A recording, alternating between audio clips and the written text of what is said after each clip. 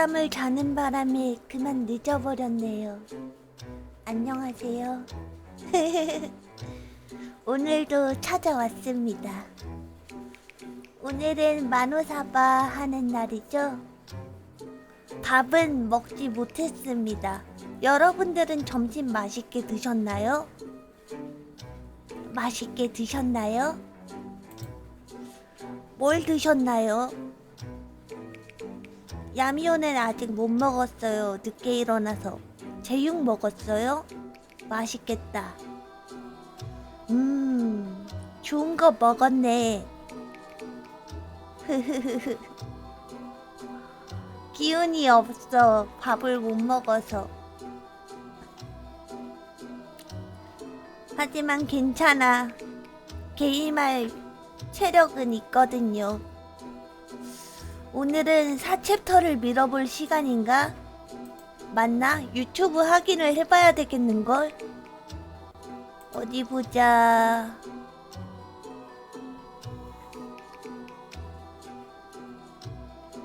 동영상에 들어가면은 맞네. 오늘은 챕터 4를 해볼 시간이네요. 3명 담궜으니 4챕터 맞을 듯. 맞네요. 그럼 게임을 켜볼게요.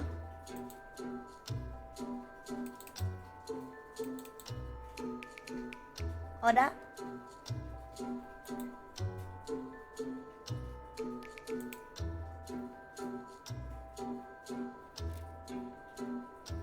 빠르게 담그자고요? 알겠어요.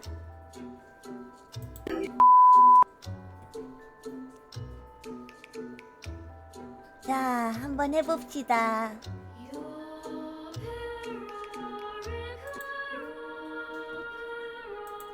로드게임 부하 어서오세요.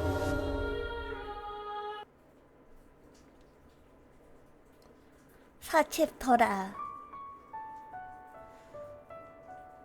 그로부터 며칠이나 지났을까.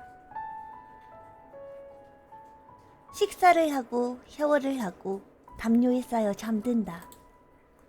소녀들은 기계처럼 그저 규칙에 따라 매일을 무기력하게 보내고 있었다. まだ生きてたんだ。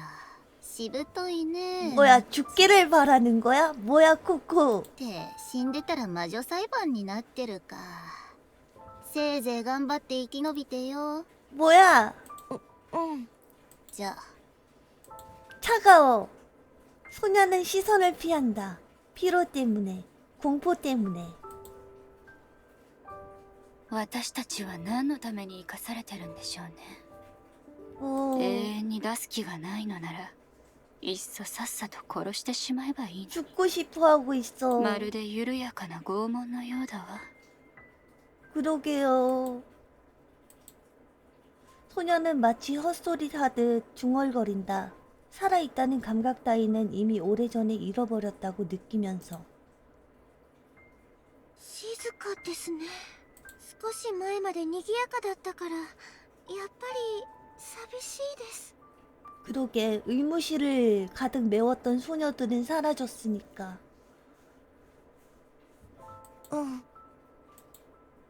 소녀는 눈물을 흘린다. 되찾을 수 없는 시간을 위안 삼으며. エマさん、少しお散歩しませんか？ 문득 생각이 난 듯 메로르가 일어나 입을 열었다. お散歩？どこに行くの？どこでもいいんです。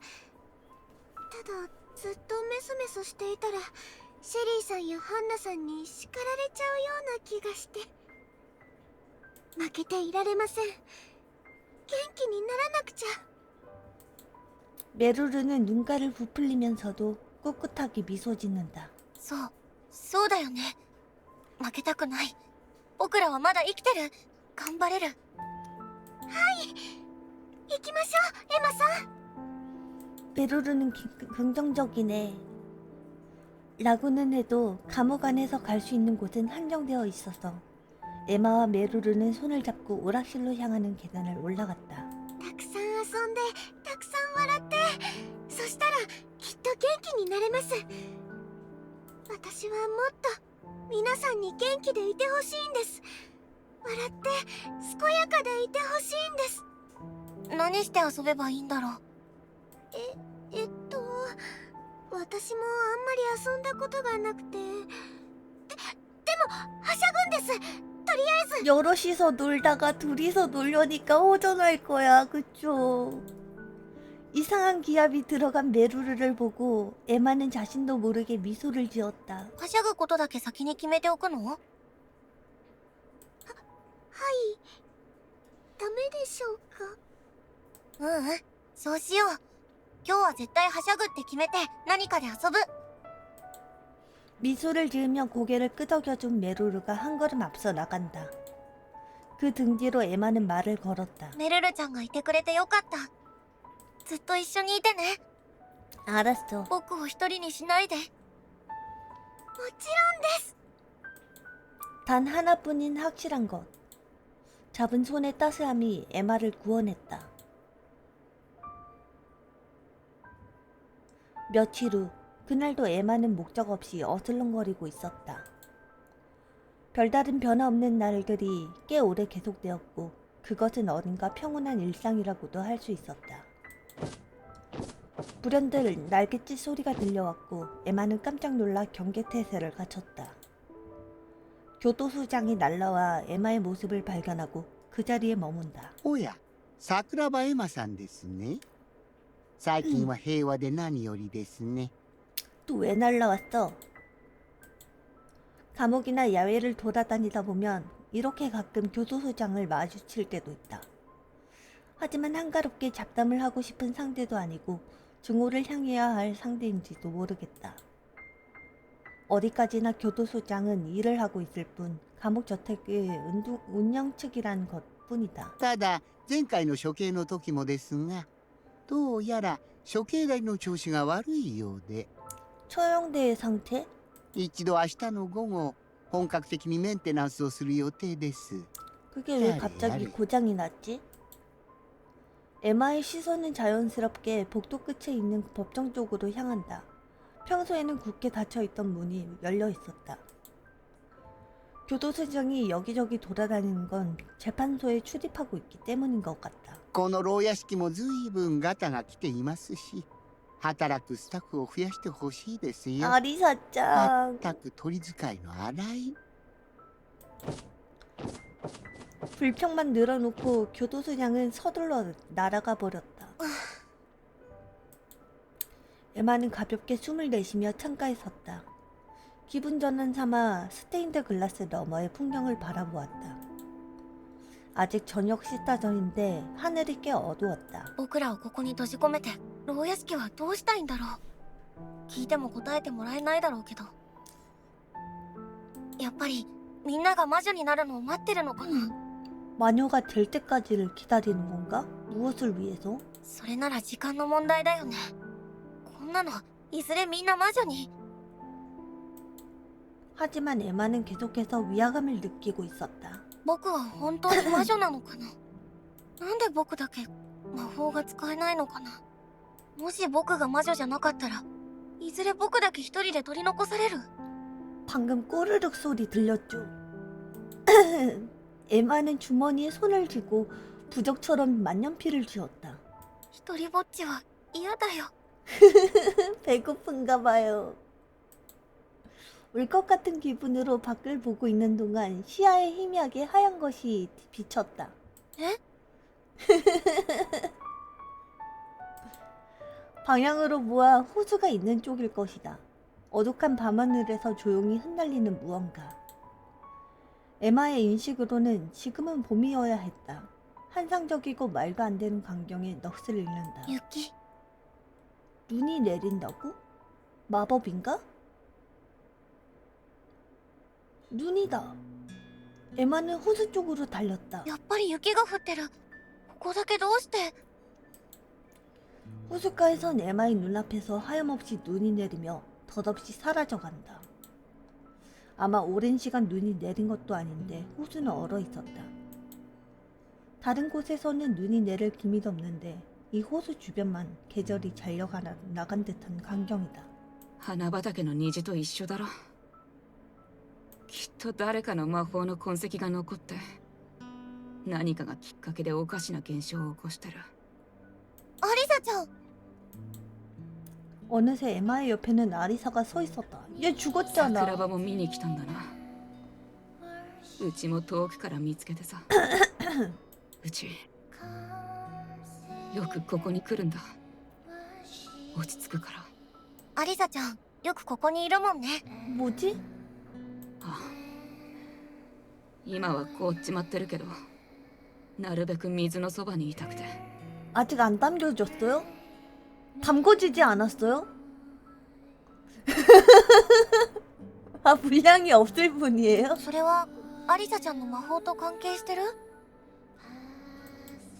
아리사가 땅에 주저앉아 에마도 옆에 앉아 조심스럽게 물었다. そうだな。うちは自分のことが怖い。自分のことが許せない。大嫌いなんだよ、自分が。 아리사가 먼 곳을 응시하며 하나씩 자신의 과거를 이야기하기 시작했다. 그것은 그녀의 금기. 혜택받은 가정에서 자라 온화한 부모님의 사랑을 듬뿍 받으며 응석바지로 지냈던 것 같다. 착한 아이로 쑥쑥 자라서 아주 약간의 억압으로부터 사소한 장난기가 싹 텄다. 혼난 적이 없다. 그래서 혼나보고 싶었다. 그것뿐이니. 물건의 배치를 바꿨다. 말대꾸 해봤다. 소중히 여기던 것을 부쉈다. 하지만 부모님은 상냥했고 나에게 절대 엄하게 대하지 않았다. 왜 그래? 왜 나를 꾸짖어주지 않는 거야? 혹시 사랑하지 않는 거야? 혹시 흥미 없는 거야? 모호한 감정은 뒤틀려왔고 행위는 점점 더 심해졌다. 집을 나갔다. 물건을 훔쳤다. 약물에 손을 댔다. 그럼에도 부모님은 화내지 않았다. 긍정해주고 달래주고 받아들여줬다. 피어싱을 잔뜩 했다. 옷도 머리도 불량해 보이는 걸로 바꿨다. 폭력이 일상이 되었다. 어느샌가 꾸중듣는 것에 동정심마저 품게 되었다. 어디까지 해야 날 혼내줄 거야? 날 벌해줄 거야?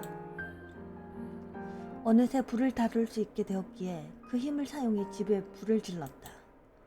내가 태어나고 자란 집이 눈앞에서 무너져 내렸다. 비명이 들린다.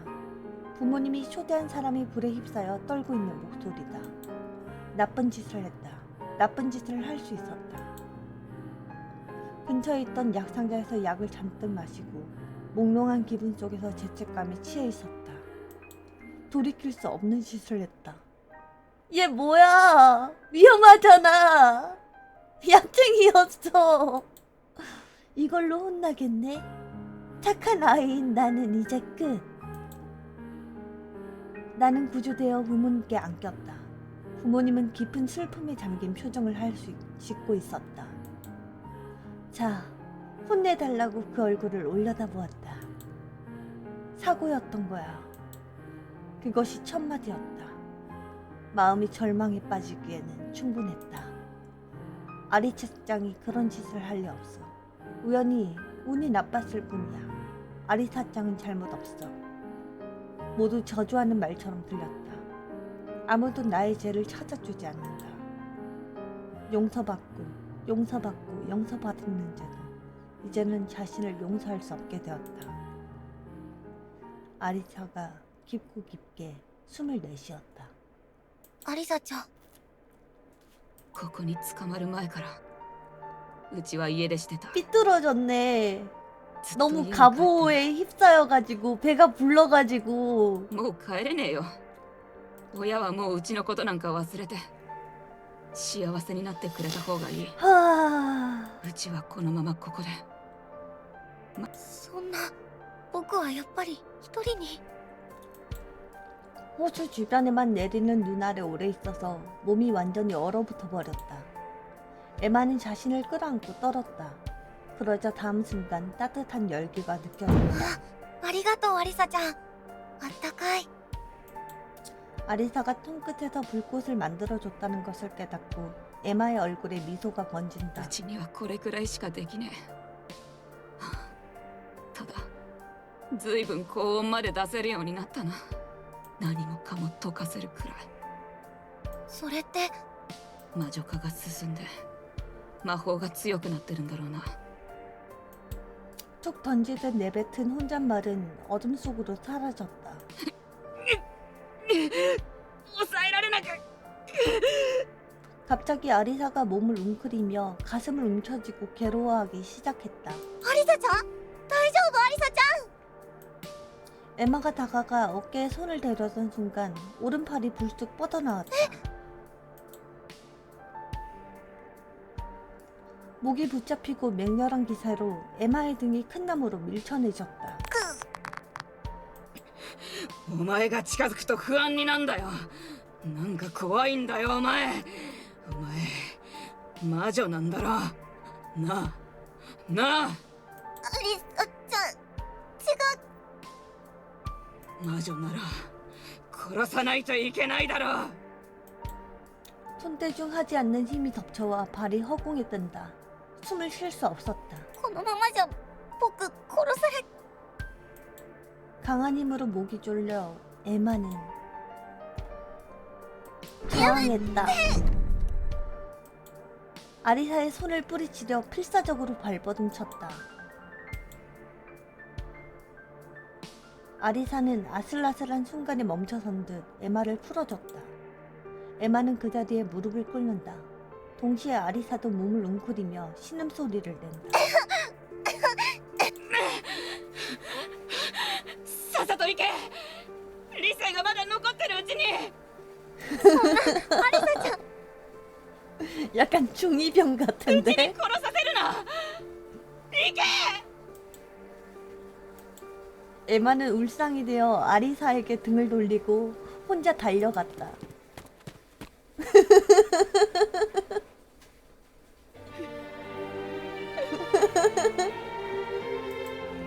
그 자리에 남은 아리사는 웅크린 채 신음소리를 계속 내고 있었다. 에마를 죽일 뻔했다. 그 사실에 아리사는 극한까지 몰랐다. 자신을 불태워버리고 싶다고 느낄 정도로.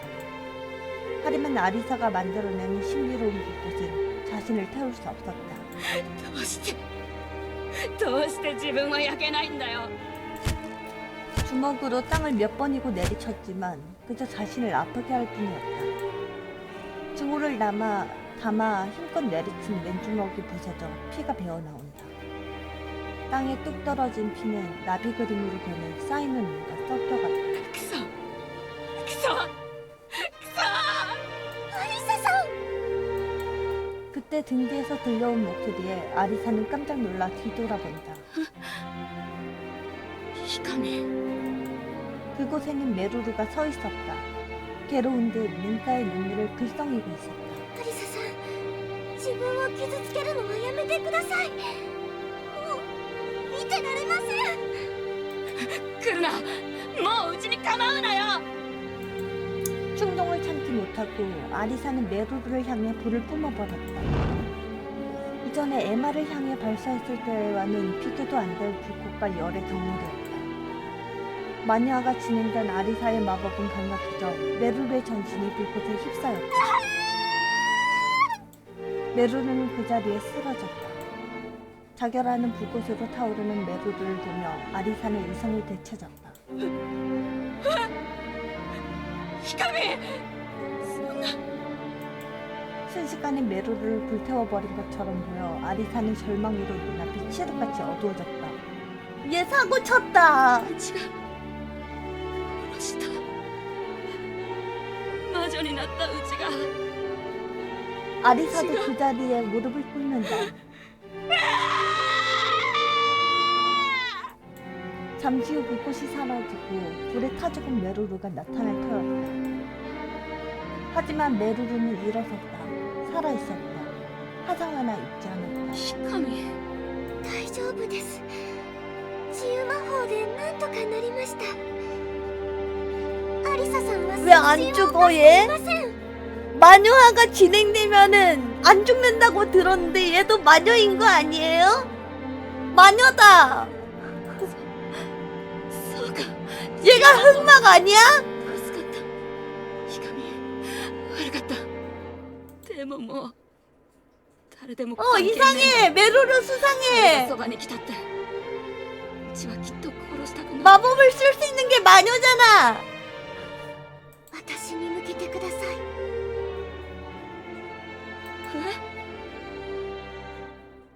衝動がこらえられなくなったら私に向けてください。私なら魔法で何とかできますから。 에? アリサさんが辛そうなの見てられません。 그니까요. 말이 안 되잖아요. 일어선 메루르는 발을 내디뎌 아리사에게 다가왔다. アリサさんは強がっていますが本当は心優しくて誰かを傷つけてしまうのをとても怖がっています。 물타임 아니면 말이 안 된다고? 私も同じなんです。きっと私たちは似ています。ひかみ。 아, 배 자꾸 꼬르륵거려. 이것 봐. 손톱 길어졌어. 마녀화 진행됐어. 메루르는 아리사의 손을 잡고 자신의 뺨에 가져갔다. 그대로 우는 듯 웃었다. 私もとても怖がりで誰かを傷つけてしまうのが怖くて臆病でこんなことしかできなくて。なんでひかみが謝るんだよ。おめえはいつも誰かのために一生懸命だろうが。おめえはいつも謝ってばっかりだな。 메루르의 뺨을 감싸는 아리사의 손은 더 이상 인간의 것이 아니다. 그 모습 또한 말로에 가까워지고 있었다. 自分を傷つけないでください。みんなアリサさんを必要としているんです。置いていかないで。どうかそばにいてください。 메루르의 목소리는 상냥했고 아리사는 신기하게도 마음이 차분해지는 것을 느꼈다. 이영하든 자신의 손을 내려다보니 상처가 나아 있었다. 그렇게 충동에 휩싸였었는데 지금은 이미 냉정해졌다. おめえの治癒魔法は魔女化にも効力があんのか。 메루르는 놀란 표정으로 자신의 앞에서 손을 흔든다. そんなことないと思いますけど気持ちが少し落ち着いたからではないでしょうか。そうかもな。 밤어둠을 올려다보니 눈은 아직도 계속 내리고 있었다. 냉정함을 잃은 몸을 식혀주기라도 하듯이. 열기에 저주받은 아리사에게는 구원이라고 느껴질 정도의 차가움으로 아리사는 깊게 숨을 내쉬었다. 마음이 꽤나 차분해져 있었다. ありがとうなひかみ。でもおめえを傷つけるような真似はもうしねえよ。うちは魔女にならない。本当ですか？うちは誰も殺したくないし傷つけたくない。うちは決して魔女にならない。アリサさんよかったです。いや、うちの方こそ 후, あれなんか吹っ切れたよ。おめえらのことはうちが守る。絶対にだ。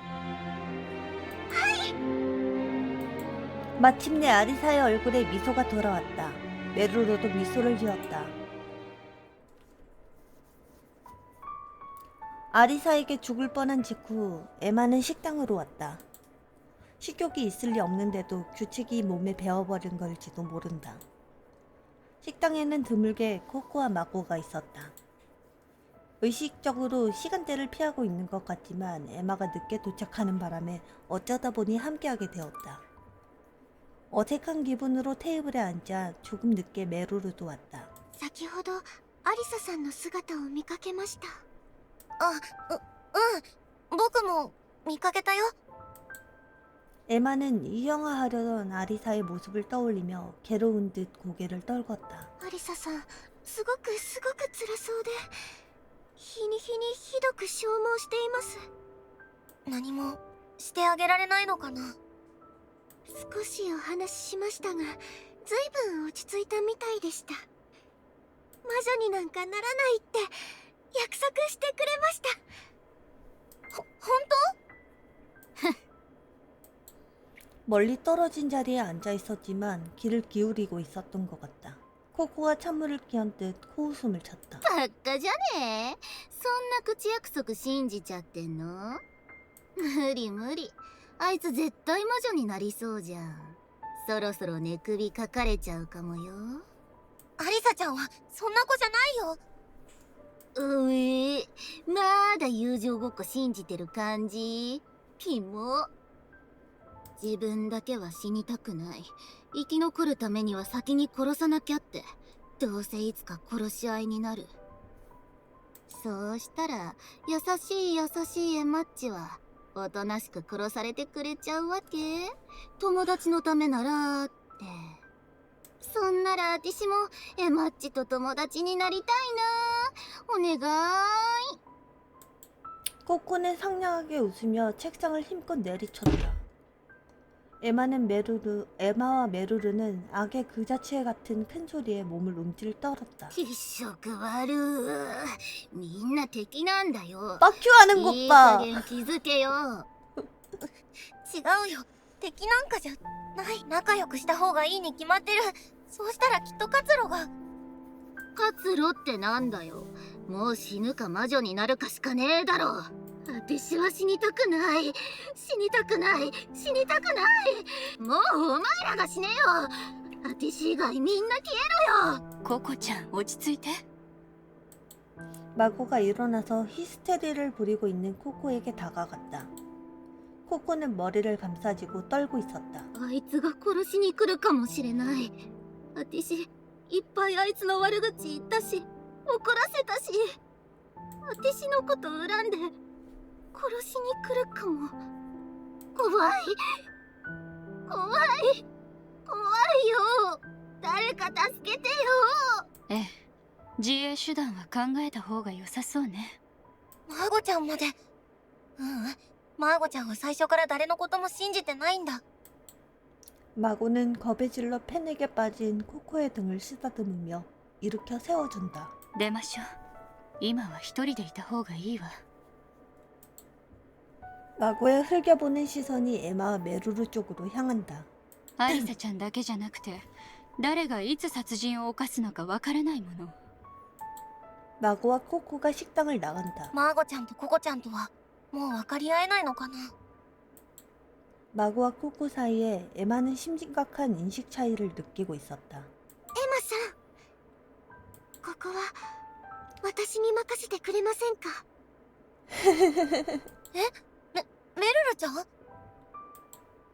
메루르의 눈에는 눈물이 고여 있었다. こんなの良くないです。 밥 먹다가 이게 무슨 난리야. だからマーゴさんとココさんと、それにアリサさんやナナタ 밥이나 さん、みん 먹어. なの気持ちを少しでもつなぎ止められるようにしてみます。何をするつもりなの、メルルちゃん？あの二人は心がすり減っているんだと思います。だからまずはマーゴさんとココさんの心を落ち着かせないと。そうと決まれば早く準備しないと。 그래요? 詳しいことは後でお話ししますね。 그 간수가 해주는 밥 맛 없다고 그랬어. 그렇게 말하자 코코와 마고를 뒤쫓듯 메루르는 달려갔다. メルルちゃんは自分がやれることをやってるんだ。僕にできることは何だろう。 그 말에 대답하는 자는 아무도 없었다.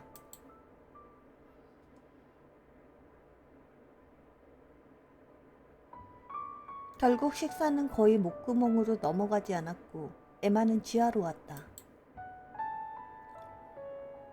비틀거리며 들어간 곳은 에마의 감방이 아니라 한나의 감방이었다. ハンナちゃん、シェリーちゃん、会いたいよ。 코코가 안에 있을 때는 자제하지만 에마는 자주 한나의 감방으로 발걸음을 옮긴다. 늘어선 인형을 보며 눈물을 글썽였다. 상처는 시간이 지나도 결코 아물지 않을 것처럼 느껴졌다. 에마는 자신을 본뜬 인형을 깍져안았다. 한번 불에 쬐었기 때문에 자칫하면 무너져 버릴지도 모른다고 지금까지 별로 힘을 주어 만진 적이 없었다. 하지만 외로움에 못 이겨 강하게 껴안고 그 소리를 알아차렸다. 今の音は 인형 속에서 종이 같은 소리가 들렸다. 에마는 인형을 바라보며 뜯어진 부분에 조심스럽게 손가락을 넣어본다. 솜이 채워져 있던 곳에 작게 접힌 종이가 나온다. これ 에마는 인형을 원래 있던 곳으로 되돌리고 서둘러 접혀있던 종이를 펼쳐나갔다. 그곳에는 희갈겨 쓴 메시지가 적혀 있었다. 그것은 셰리로부터 에마에게 보내는 것이었다. 그 편지를 보고 에마는 튕겨나가듯 달려나갔다. 무슨 편지지? エマさんがこれを見つけたとき、私はもうきっとこの世にいないと思います。ハンナさんを殺してしまった後、急いで書いています。裁判は生き残るために本気で臨むつもりですが、エマさんには勝てないような気もしてて、 셰리ちゃん. だからこれはまあ遺書のようなものだと思ってください。ウンディーネの間を調べてください。私が建物移動させようとした際、土台が固定されて動かせなかったんです。時間がなくて何があるのかまでは調べられませんでしたが、もしかしたら大きな手がかりを得られるかもしれない。何をって言われると困ってしまいますが、エマさんならきっと真実を見つけられます。私の代わりにこの忌々しい牢屋敷の真相を暴いちゃってください。それが私の願い。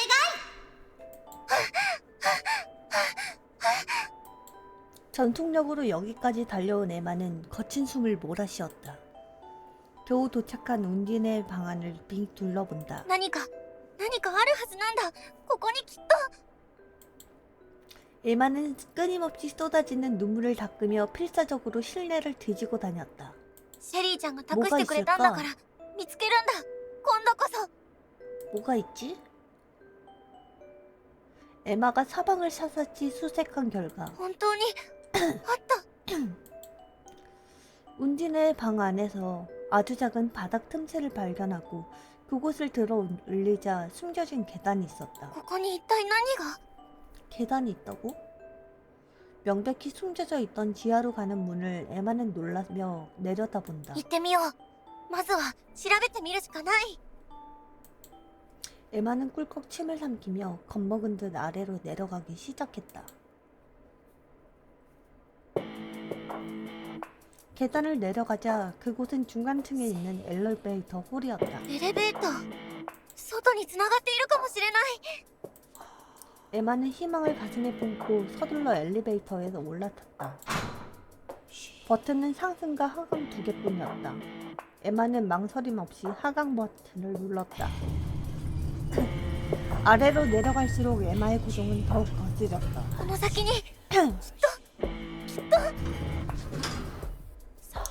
걷기 시작하자 커다란 문을 마주했다. 다른 길은 없고 이 방으로 가는 외길인 것 같다. 何の部屋だろう。 문이 열려있길래 안으로 들어가니 마치 그곳은 연구실 같았다. 상상했던 것과는 전혀 다른 장소에서 에마는 놀라움의 소리를 질렀다.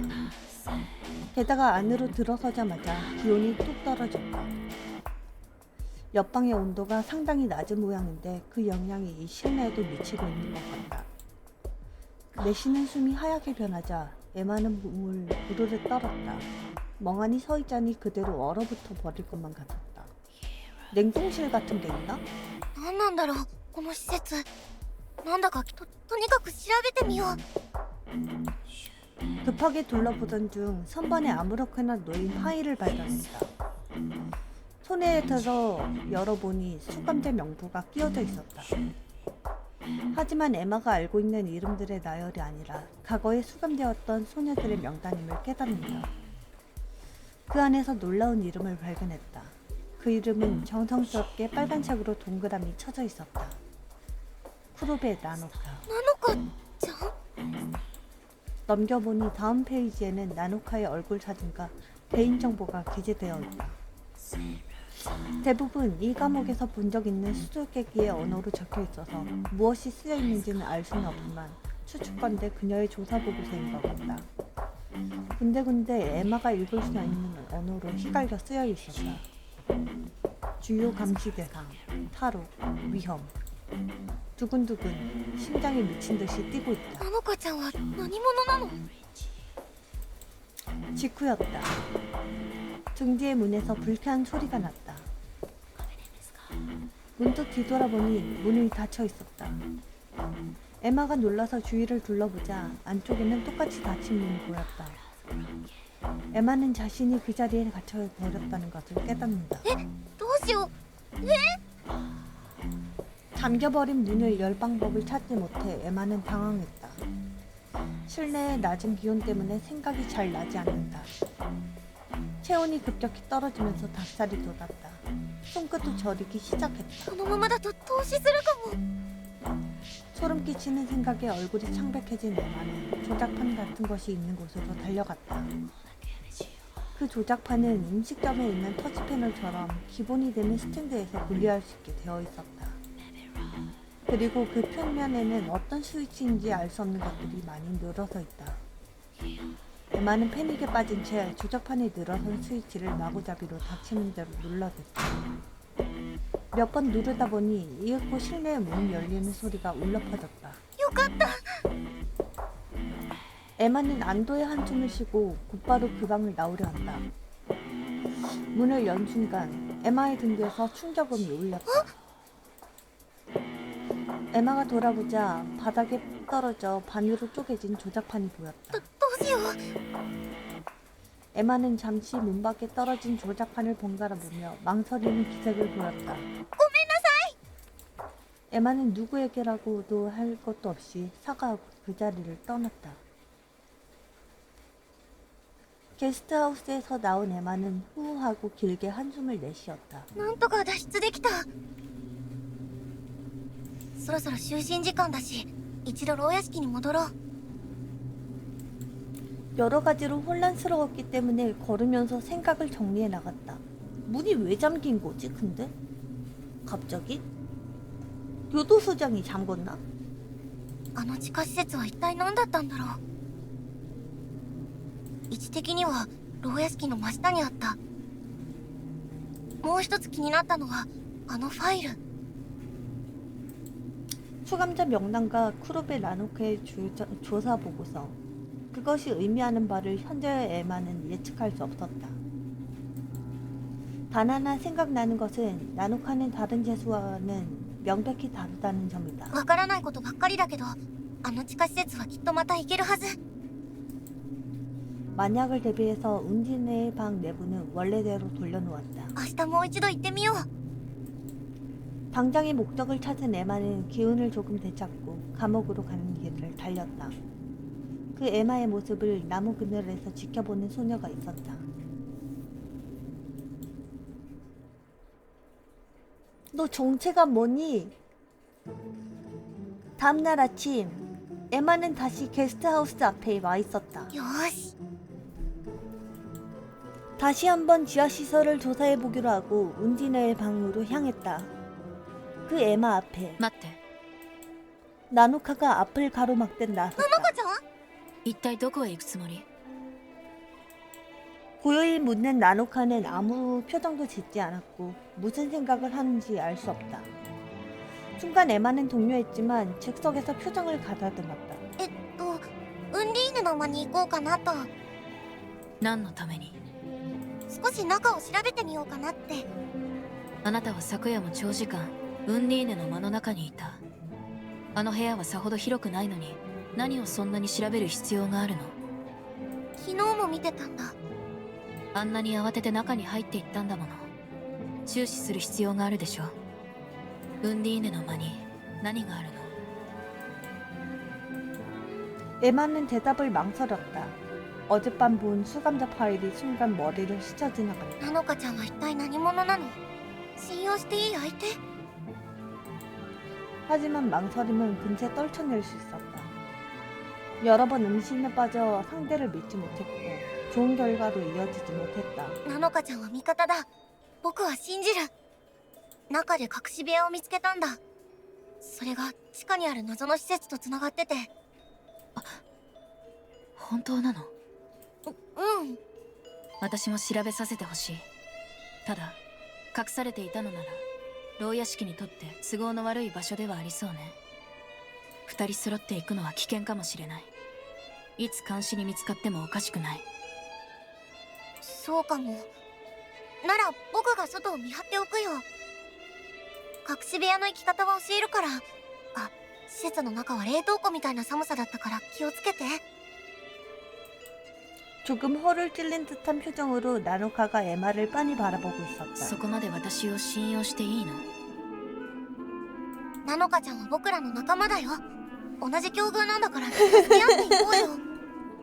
총 때문에 믿은 거야? 에마가 웃으며 말하자 나노카의 표정이 살짝 풀렸다. 桜庭エマ、あなたはお人よしね。分かった。あなたに背中を預けるわ。ただ勘違いしないでほしい。これは取引。取引？私はあなたを利用する。だから何かあったらあなたも私を利用して。そんな利用なんて。 나노카는 에마의 대답을 기다리지 않고 성큼성큼 걸어갔다. 에마는 그중을 뒤쫓았다. 僕約束するよ。絶対なのかちゃんのこと信じるって。なのかちゃんが僕のことを信じて背中を預けてくれるなら、僕だって君のことを信じる。取引ってそういうことだよね。 나노카의 입에서 희미한 숨소리가 새어나왔다. あなたたちとなら 등을 돌린 채 나노카가 작게 두걸거린다. 何でもない。さっさと行きましょう。この辺りは正気が濃い。大昔に魔女がこの周辺で人間からひどい目に遭わされたから。魔女ってこの牢屋敷に昔から住んでたっていう魔女たちのこと？ええ、思いや思念が強いものに触れてしまってほんの少しだけ見えてしまったの。この牢屋敷に大昔に住んでいた魔女たちの暮らしが、その悲惨な歴史が。 나노카는 한시의 마법으로 얻은 정보를 에마에게 들려주었다. この島は大魔女を中心に魔女たちが仲良く暮らしていたところよ。けれどある時、違う種族である私たち人間に島が見つかってしまった。魔女たちは人間と仲良くしようとしたけれど、人間はそうではなかった。自分たちとは違う異種族を警戒し排除しようとしたの。そして大魔女の抵抗むなしくこの島は侵略され人間の手に落ちた。きっと仲良くしようとした魔女の心をうまく利用されたんでしょうね。とてもひどいことが魔女たちに対し行われていた。同情はしないわ。私たちには関係ないことだもの。 말하면서도 나노카는 조금 힘들어 보이는 표정이었다. 나노카에게 숨겨진 시설로 가는 길을 대충 설명하고 에마는 혼자 원래 장소로 돌아왔다. 今が8時ね。2時間くらい待って戻ってこなかったら私のことは忘れてちょうだい。そんな。大丈夫。私は必ず黒幕の証拠を見つけて帰ってくるから。 경계를 서기 시작한 지 꽤 많은 시간이 흘렀다. 지금까지 교도소장이나 간수, 감시 올빼미는 보지 못했다. もう10時か。そろそろ時間だけど、なのかちゃん大丈夫かな。やっぱり僕も一度様子を見に行った方がいいのかも。 마음이 진정되지 않아 주변을 서성이다가 스마트폰을 꺼낸다. またやらかした。なのかちゃんと連絡先交換しとけばよかった。 스마트폰을 보고 나서야 그제야 그것을 깨닫고 에마는 가볍게 한숨을 쉰다. 놀란 에마는 스마트폰을 떨어질 뻔했다. 간신히 버텨내며 메시지를 확인한다. 교도소장에게 온 것이었다. 몇 번째였더라? 비극적인 살인사건이 발생했습니다. 여러분, 지금 당장 재판소로 집합해 주세요. 한번 봐주시는 게 빠를 것 같아서요. 에마는 온몸에 피가 싸늘하게 식는 것을 느끼며 멍하니 스마트폰을 내려다보고 있었다. 殺人事件。そんな、一体誰が。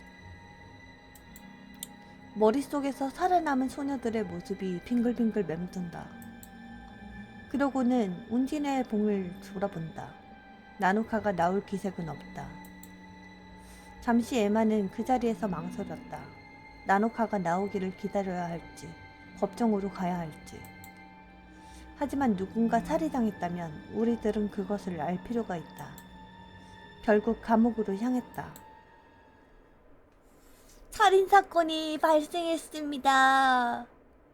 마침내 도착한 재판소에 エマちゃんも来たわ。まためんどいことになった。マジ勘弁してほしいんですけど。 그것은 곧바로 에마의 눈에 들어왔다. 재판소 중앙, 가장 눈에 띄는 처형대 위에 시체가 있었기 때문이다. 누구야? 아리사짱이야? 아리사짱 가버린 거야? 처형대에 놓인 정규 의자에 힘없이 앉아있으며 명백히 생명활동을 마친 소녀. 시토 아리사였다. アリサちゃんが。 거봐, 아리사 죽는다고 했잖아.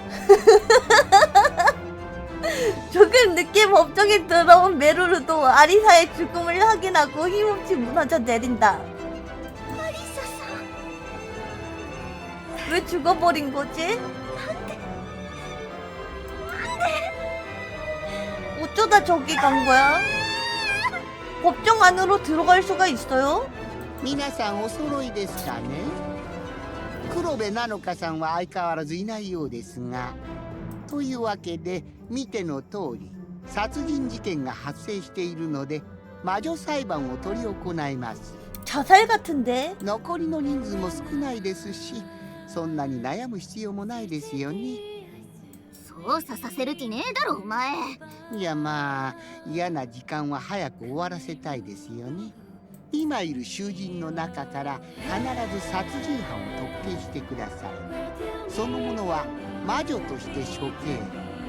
本来は外出禁止時間ですが、捜査の間は出入り自由とします。アリサちゃんを殺した犯人の捜査。マーゴちゃん、ココちゃん、メルルちゃん。それあまりにも人数が少なすぎるよ。 아직 메루르는 울음을 터뜨리며 몸을 움직일 수 없는 상태였다. 마고와 코코는 대화할 일이라고는 없다는 듯 서둘러 법정을 나섰다. 감옥의 비밀에 다가갈 단서를 얻고 활력을 되찾은 진주의 참상. 에마는 힘이 빠져 아무것도 보지 않고 길을 막고 싶어졌다. でもアリサちゃんが殺されたのなら僕は真実を見つけないと。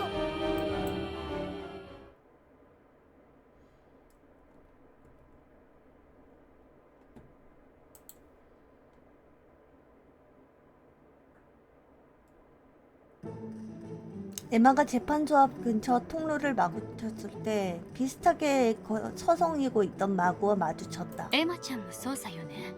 なんだか手慣れてきているように見えるわ。こんなことになれたくないよ。そうね。何度見てもショックが大きいわ。今回は私が最初に見つけてしまって、さすがに悲鳴を上げてしまったの。マーゴちゃんが第一発見者だったんだ。今朝裁判所を覗いたのは扉が開いていたからよ。本当に何気なくだったの。ただその時には電気椅子もアリサちゃんもいなかったわ。え、そうなの？ええ。裁判所に自由に出入りできるチャンスはめったにないから、朝食後にもう一度調べに行こうと思ったの。そうしたらまさかアリサちゃんがあんなことになっているなんて。信じられないよね。 아리사와는 어젯밤에 막 이야기를 나눴다. 그때의 모습을 떠올리며 에마는 힘없이 고개를 떨군다. 날갯짓 소리가 들려오자 에마는 깜짝 놀라 고개를 들었다. 桜庭エマさん、王将マーゴさん、黒部なのかさんを見かけませんでしたか？私はもう数日見ていないわ。僕も。 어색해하며 에마는 거짓말을 했다. 나노카는 불과 몇 시간 전에 만났다. 하지만 감옥의 비밀구역을 조사하러 간 나노카에 대해 이 자리에서 이야기할 수는 없다. 私は他のところを捜査に行くわね。 마고가 떠나간다.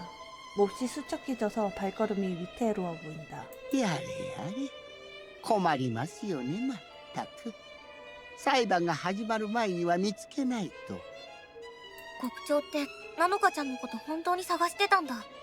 あ、国長待って。 마고에 이어 지금이라도 다시 날아오르려는 교도소장을 에마는 순간적으로 불러 세웠다. 何でしょうか手短にしてくださいね私も忙しい身なのでアリサちゃんが座っていた電気椅子のこと教えてほしくて。なあ昨日話しましたよね 전기 의자에 문제가 電気椅子に 있었네. 不具合があって本日の午後メンテナンスする予定だったんですそのために出しておきましたじゃあ電気椅子は昨日の時点で裁判所に出ていたんだ。あれは背中についてるスイッチを押せば電気が流れるの？ねえしかし作動には手順が必要ですまず高速ボタンを押して囚人を拘束します拘束がきちんとされていなければ起動スイッチを押しても作動しません 구속이 되어야지 의자가 작동을 하는군요. またその状態でも起動にはパスコードが必要です 패스코드? 結構複雑な手順が必要なんだね。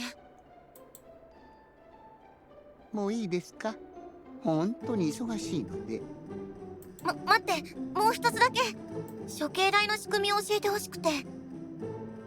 見ての通りですよ処刑台は台座とユニットになっていて入れ替わる仕組みです昇降の動作自体は私が持っているコントローラーか地下の操作盤で操作できます魔女が処刑台で処刑されて降りていった処刑台はどこに行くの？まあそれくらいなら教えて差し上げますが地下に冷凍室があるんです処刑された魔女たちは 맞네. 지하에 そこに冷凍保存 냉동실이 しています 있어가지고 에마가 내려간 그 이상한 연구실 같은 데가 추웠던 거네. 地下の冷凍室。魔女は死なないですからそうやって保存しているわけです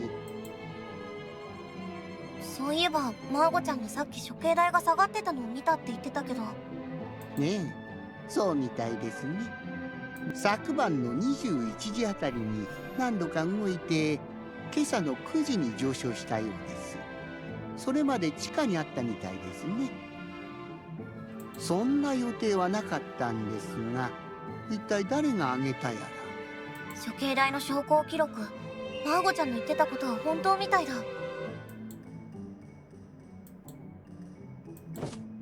에마가 생각이 잠긴 사이에 교도소장은 날아가 버렸다. 재판소 한번 가볼까?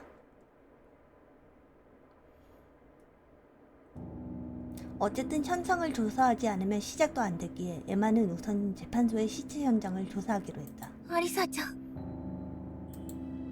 의자에 구속되어 힘없이 고개를 떨구고 있는 소녀의 모습은 너무나도 안쓰러웠다. 평소와 같은 심정으로 직시할 수 없었다. 단서를 얻는 것만을 생각하며 마음을 죽였다. アリサさんは誰かに処刑されたのでしょうか。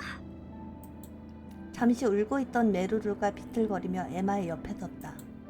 마음을 다잡은 듯 도와주려는 것 같다. 処刑。やっぱり何より気になるのは、これって電気椅子だよね。電気を流して殺す処刑方法に使われる。そうだと思います。背部にスイッチがありますし。 메루르의 말대로 의자 등받이 쪽에 스위치가 있었다. 자세한 건 모르겠지만 이걸 누르면 전기가 흐르는 방식이겠지. アリサちゃん、髪や服が湿ってる。どうしてだろう。僕らはアリサちゃんを見ても死因がはっきりわかるわけじゃないけど、やっぱり電気椅子の電流が死因なのかな。エマさん、これ。 메루르가 뭐 찍은 거지?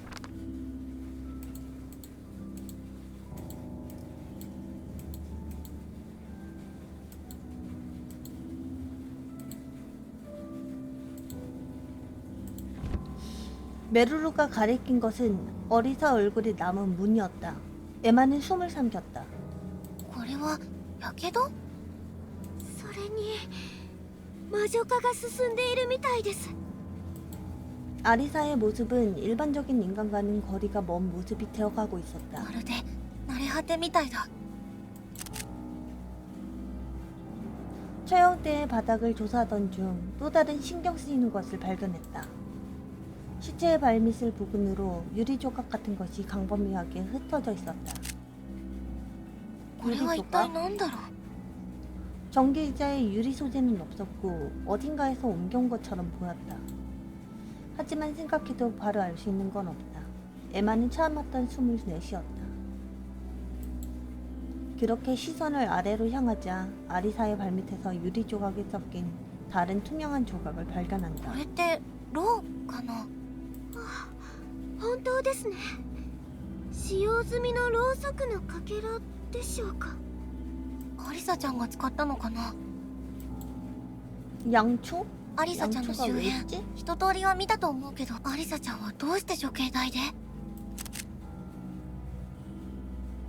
걸리는 점이 있었기에 에마는 처형대 부분을 스마트폰으로 촬영한다. これまで僕らは何度か処刑を見てきた。誰かが処刑されるとき、もともとある台座が地下に降りて、違う処刑台が地下からせり上がってきた。仕組みがはっきりわかるわけじゃないけど、機械仕掛けだよね。 처형대의 톱니바퀴가 돌아가는 불쾌한 소리를 떠올리며 에마는 고개를 세차게 가로잡는다. 그리고 다시 한번 아리사의 모습을 보고 있자니 시야가 흐려지기 시작했다. アリサちゃんをこんな目に遭わせた犯人がいるなら許されない。エマさん、大丈夫ですか？ 메루루가 살며시 어깨에 손을 얹자 에마는 소매 끝으로 눈물을 거칠게 닦았다. 大丈夫。僕は他の場所に捜査に行くよ。わかりました。無理はしないでくださいね。うん。ありがとう、メルルちゃん。 에마는 재판소를 나섰다.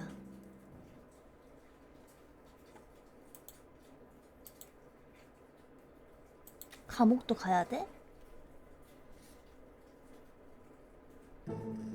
에마가 지하 감옥이 늘어선 복도를 걷고 있을 때 비틀거리며 걷는 코코를 발견했다. あ、ココちゃん。なんあてし夢見が悪くてテンション最悪なんだけど楽しく話す気にはなれねえかな。アリサちゃんが死んじゃって楽しく会話なんてできるわけないよ。ほんと最悪な気分。寝直したいけど裁判まであんま時間もねえしな。ココちゃんの方でアリサちゃんの事件に関して何か気づいたこととかないかな。ねえかな。どっちかっていうとちょっとホッとしたかも。あいつ明らかに魔女化進んでてあてし殺されるかもって思ってたから。だからってあてしが殺したわけじゃねえからな。あー眠だるー。もうほんと毎晩寝れなくてさ。メルちゃんがくれた薬全然効かねえんだけど。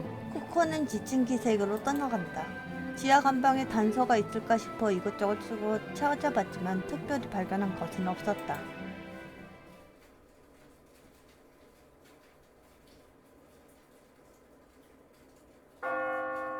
감옥 안에 장엄한 종소리가 울려 퍼진다.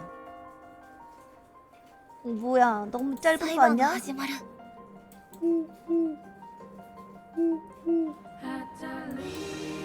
마녀 재판의 시간이 되었습니다. 여러분 반드시 각자의 스마트폰을 가지고 신속하게 재판실로 집결해 주십시오. 따르지 않는 자는 관처에 의해 강제 연행됩니다. 참고로 시터 아리사의 시신은 한번 처형죄를 내려 정리해 アリ 두었습니다. サちゃん。 재판정에 들어서자 소녀의 시선이 일제히 에마에게 향했다. 메루루, 코코, 마구. こんな人数で裁判するなんて。ナノカちゃん来ないよね。どうせあいつが犯人なんじゃねえの。ナノカちゃんはそんなことしないよ。まだそんなこと言ってんのかよ。どれうわ、ナノカさん抜きで進めてしまっていいんでしょうか。そうですね。困りま4名で始めてしまいましょう。 4명이서 하자고? 4명의 소녀들이 중원대에 そ 선다. れでは魔女裁判開廷です。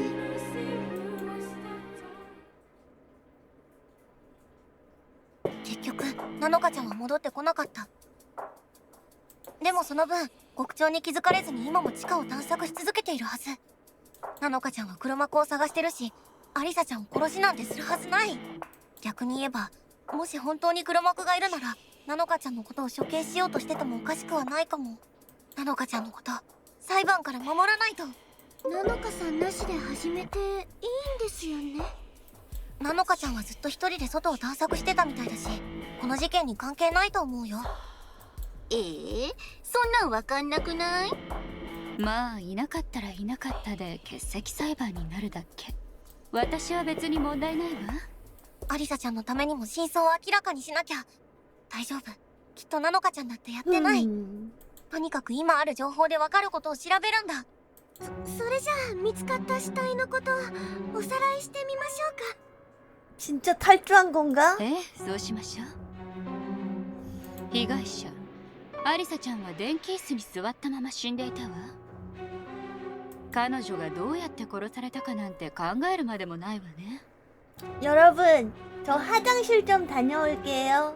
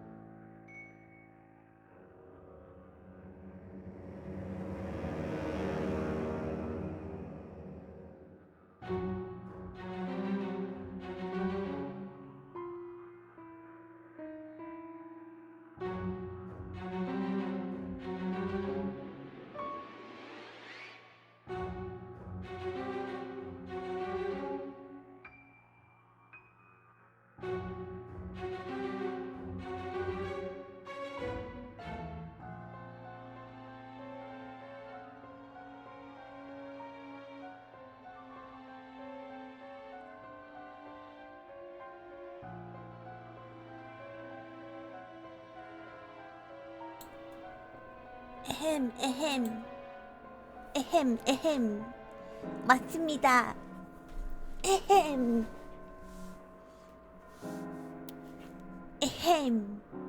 使徒アリサは殺された。電気椅子で処刑されたの。 시작인가? 死体の状況を説明してメルルちゃん。アリサさんの死体は電気椅子に座った状態で発見されました。 맞아, 얼굴에 화상이 있었어. 高圧電流を流されたから体にやけどができたんでしょうね。さてこの電気椅子について詳細を獄長から聞いているわ。電気椅子を起動するにはパスコードが必要だったの。誰でも起動できないよう安全装置がついてたのね。当然コードを知らない私たちには電気椅子を使うことはできないわ。でもナノカちゃんなら別。 네? ナノカちゃんの過去を原始する魔法なら電気椅子のパスコードぐらい触れただ手で読み取れたはずよ。つまりナノカちゃんこそがアリサちゃんを電気椅子で処刑した犯人なのよ。 나노카짱의 マーゴちゃ 한샤는 んの言う 마법? 通りなら確かに電気椅子を起動できたのはナノカちゃんだけなのかもしれない。 못 만지지 않나? 모르겠는데요. でも他いろいろ可能性を考えてみよう。 의자가 원래 내려가 있었다고 했잖아.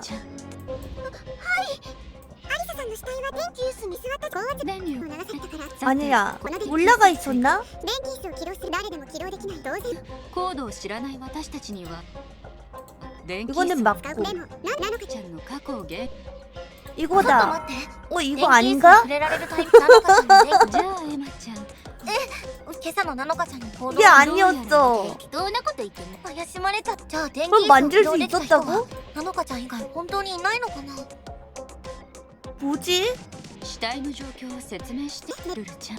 アリサさんの死体は電気椅子に座った状態高圧電流を流されたからさってこの電気椅子に電気椅子を起動するには誰でも起動できないよ当然コードを知らない私たちには電気椅子を使うことでもナノカちゃんの過去を原始する魔法ならで電気椅子のパスコードぐらい触れた。それはおかしいよ。 오! ちょっと待ってマーゴちゃん。電気椅子の起動パスコードを知っている人それはナノカちゃん以外にもいたはずだよ。その人は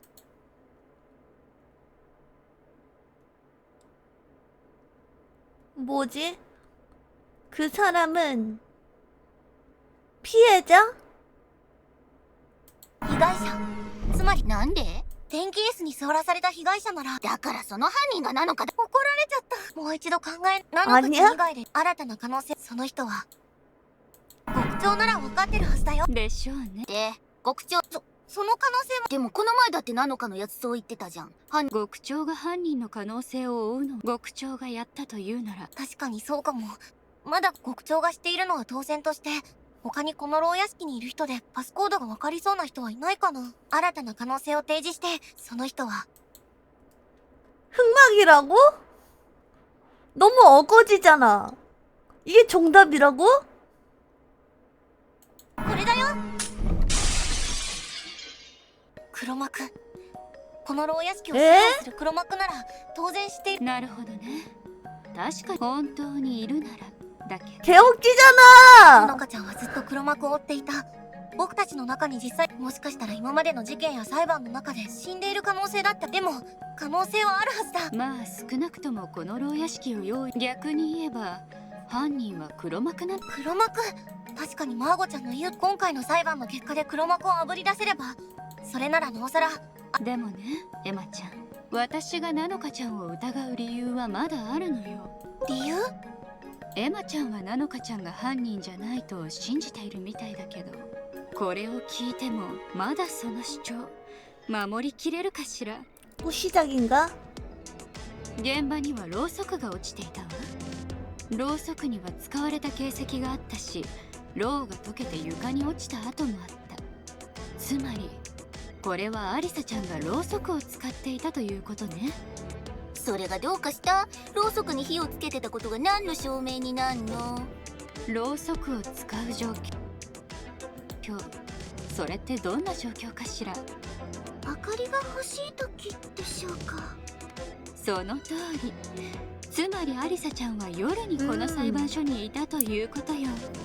このことからアリサちゃんは私たちが外に出られないし、 촛불을 안 써도 그냥 불을 쓰지 真っ暗な 않을까? 深夜の裁判所で殺されたんだと思うわ。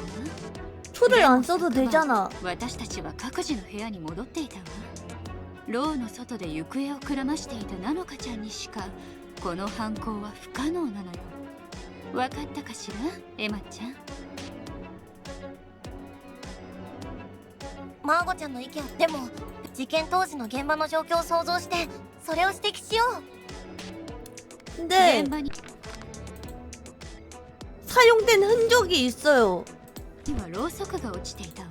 그러면 ろうそくに 밤에 使われた形跡があったし 살해된 게 ろうが溶けて 아닌 거 床に落ちた 아닐까? 跡もあった。つまりこれはアリサちゃんがろうそくを使ってそれがどうかしたろうそくにろうそくを使う状況 이건 아니고. それ明かりが欲しいとその通りつまりアリサちゃんのこのことかありが真っ暗なし 심야 외에도 촛불을 사용했다?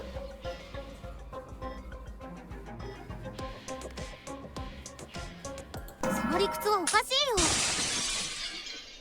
ちょっと待って、まあ処刑台が動いた時間の話は僕も獄長から聞いたけど、むしろ深夜に犯行は起きていないんじゃないかな。あら 그치 그치. だって処刑台は昨晩の21時と今朝の9時に動いていたんだ。そして21時から9時の間は地下にあった。だから犯行が起きたのは夜21時前か朝9時以後。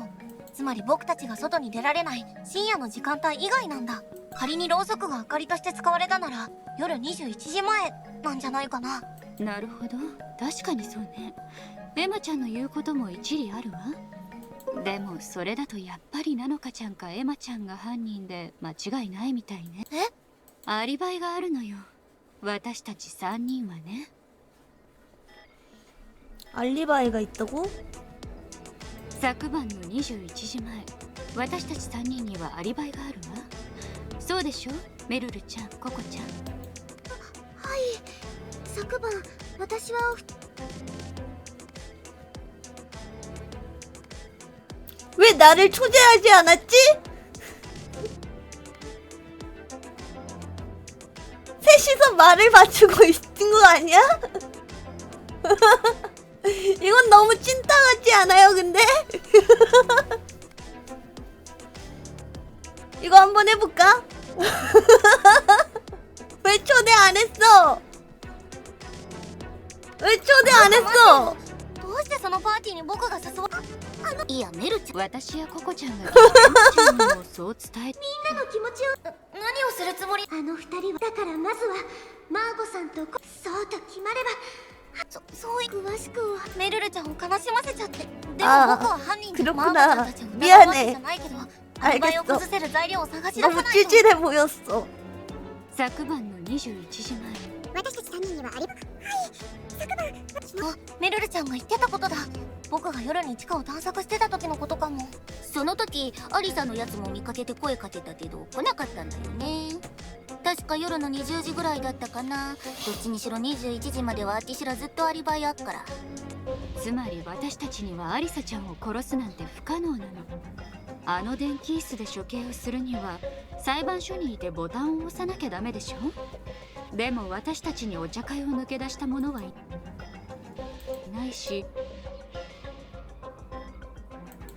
電気椅子が遠隔操作できるように改造されたような形跡も 이건가?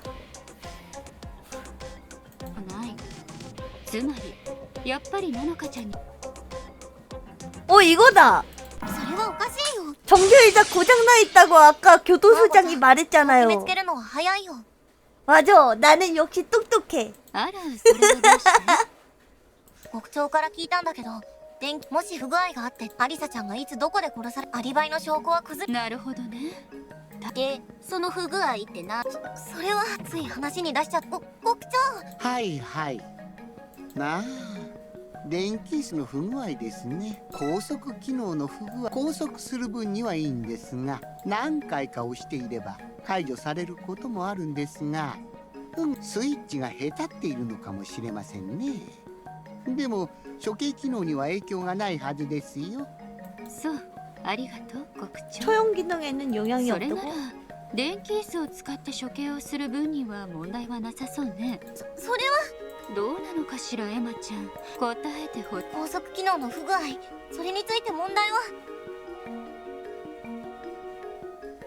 いや問題はあるよ。この電気椅子は拘束されてもアリサちゃんが発見された時一度拘束されたらなかなか確かにそうかもしれない。あれいいえ、でもエマちゃん、ナノカちゃんが犯人ならスイッチの接触不それはもし事前に知っていれば何度もボタンを押すことであくまでも接触不良であって。そんなけどいくらなのかでもあのヤンキー相手に簡単に拘束とかでめちゃくちゃ抵抗されね。それこそこの部屋が大炎上する。アリサさんが亡くなったのが夜だとしたら睡眠薬を飲んでいたのかもしれません。それなら抵抗できなくてもおかしくないですよね。あら、アリサちゃんは睡眠薬を飲んでたのね。はい、医務室にあるのを見つけたので希望。私が勝手にやってることではあるんです。これそのお薬と同じものです。アリサは眠ってる間に殺されたってこと？ええ、そうでないなら。仮にアリサちゃんが電気椅子で処刑されたのだとしたら、그니까요ナナカちゃんを信じるなら、で本当にそうなのかな。ならエマちゃん、あの死体の状況どう説明するのかしら。 신문 アリサちゃんの死 게시. 体は水で濡れていたわ。エマちゃんは知ってるかしら。電気椅子で処刑するときは体を水で湿らせるの。おそらく犯人は眠ったアリサちゃんをスムーズに殺すため濡らしたんでしょうね。もし途中で目を覚ましでもしたら面倒だもの。落ちていたガラスの破片はそのための水を汲んできた容器か何かが砕けたものなのかもしれないわ。アリサちゃんは電気椅子で処刑さ。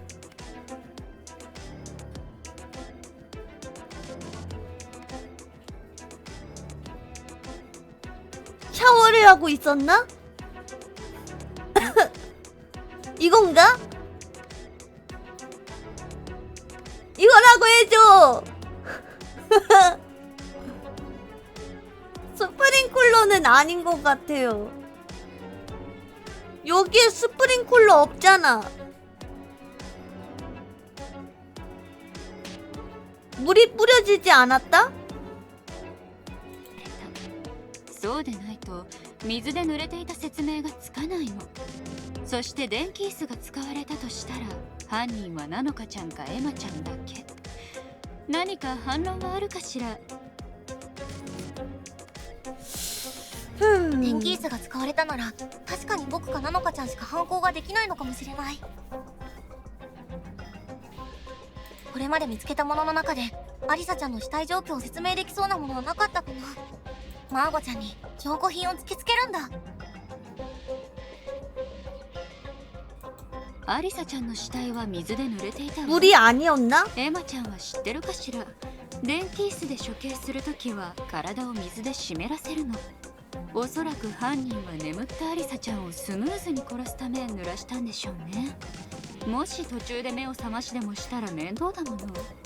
落ちていたガラスの破片はそのための水を汲んできた容器か何かが砕けたものなのかもしれないわ。アリサちゃんは電気椅子で処刑。それはおかしいよ。 이거였어. いや、アリサちゃんは水をかけられていなかったはずだ。どういうことかし。アリサちゃんの体が濡れた理由、それを示す証拠は。 이건가?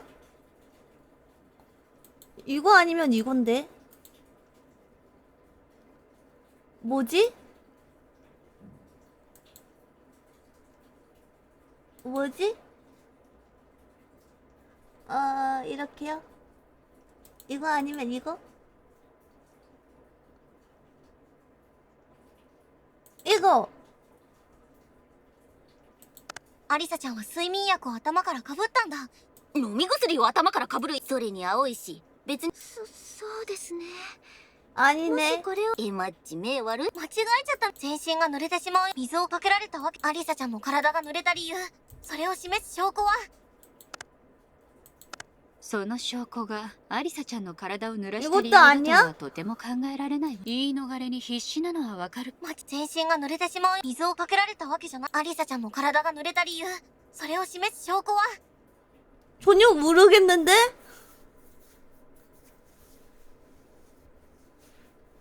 뭐야? 설마 이거야? 냉동실? 냉동실인 거야? 이거야? 이거면은 내가 의심되잖아. 내가 범인으로 물릴 수도 있는데? 이거 해야 돼? 일단 하고 봐요. 촛불? 촛불은 빨간색인데? 일단 이거 제출해. その証拠がアリサちゃんの体を濡らしてありじゃなとても考えられないわね。いいのありじゃな間違えちゃ全身が水をかけられたアリサちゃんの 진짜 体が濡れた 그거야? 理由それを示す証拠は 진짜 이거예요? 이거 맞아요? これが証拠だよ 이거라고? アリサち 안돼. ゃんが昨晩死んだ後それは処刑台なんでアリサちゃんは処刑台を移動させられてある場所？ 안돼. そうそれは地下の冷凍室だよ冷凍室？私も極長から処刑された魔女は不死。処刑台の移動記録が正しいならそうして一晩凍らされた死体は朝に地上に出て解凍されたんだそれなのに 아직은 안 위험해. 아직은 アリサちゃん 괜찮아. の体は湿ってておかしくないよ 아직은 내가 지하에 내려갔다는 걸 몰라. 確かにエマちゃんの言う通り。でも忘れてないかしら。アリサちゃんの体にはもう一つの電気椅子の痕跡が残って電気椅子の痕跡さあ、その理由をあなたに答えられるかしら、エマちゃん。 전기 의자의 흔적? アリサちゃんの顔にはやけどのような跡がついていたわ。偶然にもそれは美しい蝶のようになっていたみたいだけど、あのやけどの模様こそが電気を流された証拠。 이건가? 나비 모양인 게 수상한데?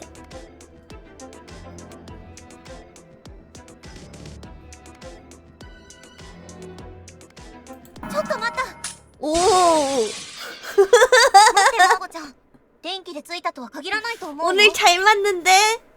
あら、そうかしら。でもエマちゃん、可能性だけならいくらだって言えるわ。具体的に一体何がアリサちゃんにやけどをつけたというのかしら。アリサちゃんにやけどをつけたものそれは 이거 아니야? 이건가? 이건가? 이건가?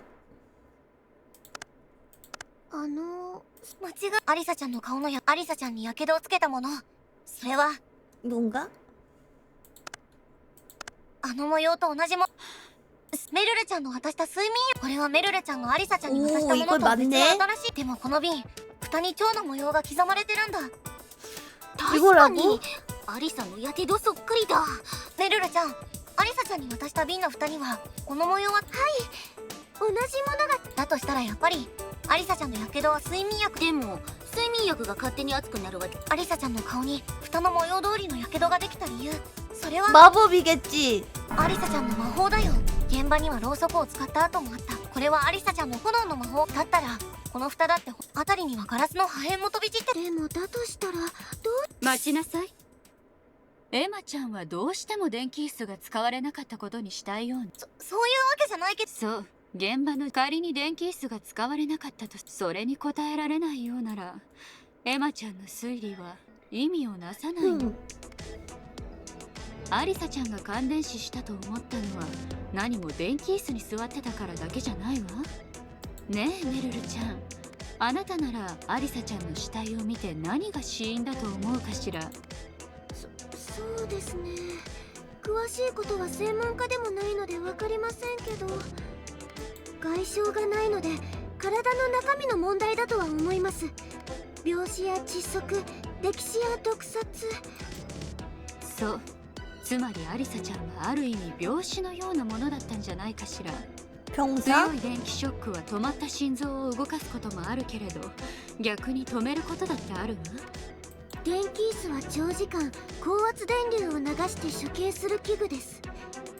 なのでちゃんと処刑された場合はもっと黒焦げの死体になっていそうですがでも短時間電流を流されただけであれば外見上の変化がほとんどなく死んでしまうこともあるかもしれません。ショック死という言い方の方が分かりやすいかもしれないわね。どうエマちゃん、現場に他の凶器が存在しない？思い出してマーゴちゃん電気椅子には不具合エマちゃんこそ思い出して、電気椅子は使えたのよ。何度も言わせない。お仕置きされちゃう電気椅子を使わずにそして誰がそれを使ってアリサちゃんを殺し 그것도 たんだろう。 아니고. いろいろな可能性を考えてみよう。アリサちゃんが感電死したと思ったのはね、メルルちゃん。あなたそうですね。外傷がないので体の中身のそう。つまりアリサ強い電気ショックは止まった心臓。電気数は長時間なのでちゃんと処刑された場合はでも短時間電流を流されただけショック死というどうも現場に他の凶器が存在しない以上 익사인가? 질식사인가? アリサちゃんは犯人はアリサちゃんに睡眠。これでアリサちゃんの体。じゃあ誰アリバイがない直接それにそんな美少私たちだ 그것도 아니고. エマちゃんかな意味のない電気椅子を使う。そして誰がそれを使ってアリサちゃんを殺したんだろう。いろいろな可能性を考えてみよう。アリサちゃんが感電死したと思ったのは何ね、メルルちゃん。あなたそうですね。外傷がないので体の中身のそう。つまりアリサ強い電気ショックは止まった心臓。電気椅子は長時間なのでちゃんと処刑された場合はでも短時間電流を流されただけショック死というどうも現場に他の凶器が存在しない以上窒息死だよ。犯人はそして 질식사도 アリ 아니야? バイが直接それエマちゃん意味の電気。そして誰がそれを使ってアリサちゃんを殺したんだろう。いろいろな可能性を考えて。アリサちゃんが感電死したと思ったのはね、メルルちゃん。あなたそうですね。外傷がないので体の中身のそう。つまりアリサ強い電気ショックは止まった心臓。電気椅子は長時間なのでちゃんと処刑された場合はでも短時間電流を流されただけショック死というどうも現場に他この凶器がちょっと待っ 이건가? た。いや違うよ。あらその凶器アリサちゃんを殺した凶器。それは 이거야?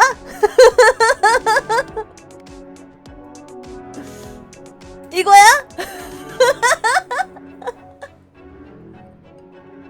뭐지? アリサさんの状況間違い。証拠品のアリサちゃんを殺した凶器。それはアリサさん間違い。証拠品の中アリサちゃんを殺した凶器。それは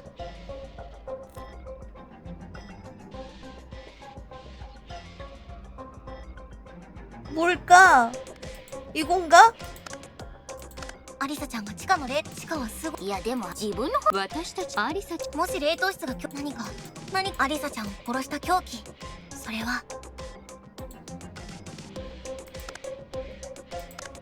アリサ間違い。証拠品のアリサちゃんを殺した凶器。それはアリサ間違い。証拠品の中アリサちゃんを殺した凶器。それは電気椅子だよ。電気椅子以外の凶器があるっつ怒られ。証拠品の中からアリサちゃんを殺した凶器。それはこれが証 수면제인가? 拠だよ。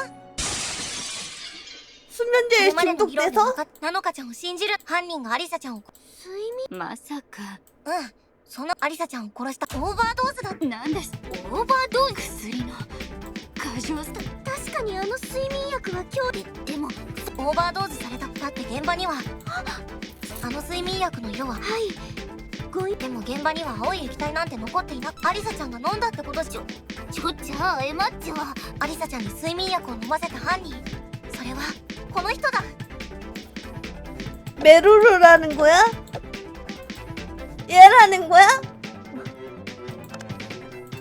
メルルちゃん君だ。メルルちゃんがアリサちゃんに薬を渡した張本人のはず。でもアリサが睡眠薬。そうです。だから飲みすぎないよう忠告もして。なんかメルちゃんを疑う。確かにメルルちゃんにも可能だろう。落ち着いて他にも確実にアリサちゃんに睡眠薬を飲ませた犯人。それはこの人だ。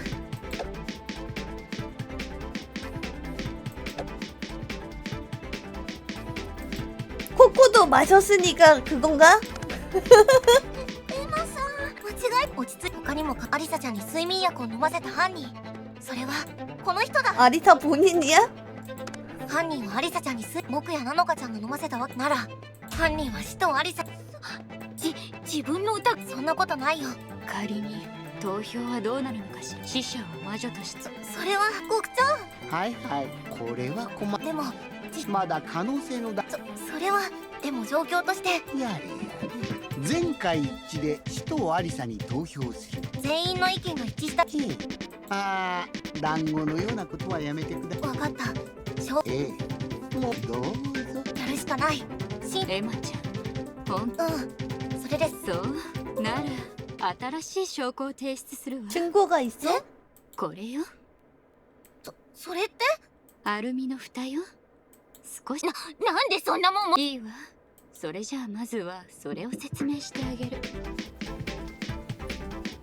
この蓋は私が現場で死体を発見した時に見つけたものよ。 그러게. 私第一発見者だもの。その時アリサちゃんの死体は今と同じ体勢で電気椅子に座っていたわ。その顔には蝶のような模様が刻まれていてね。そして床に落ちていた蓋を見つけた時、ふとノアちゃんの事件が頭をよぎったの。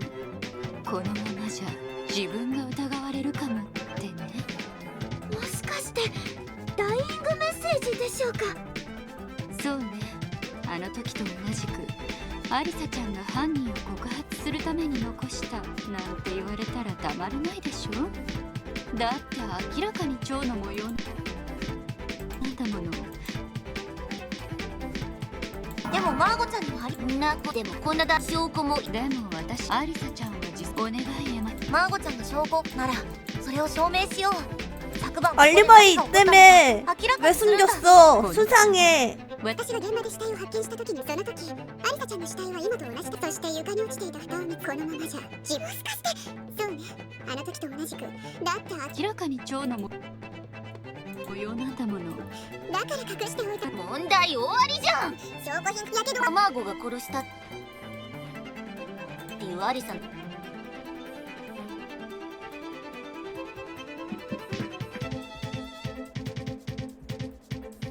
동의인가 반론인가?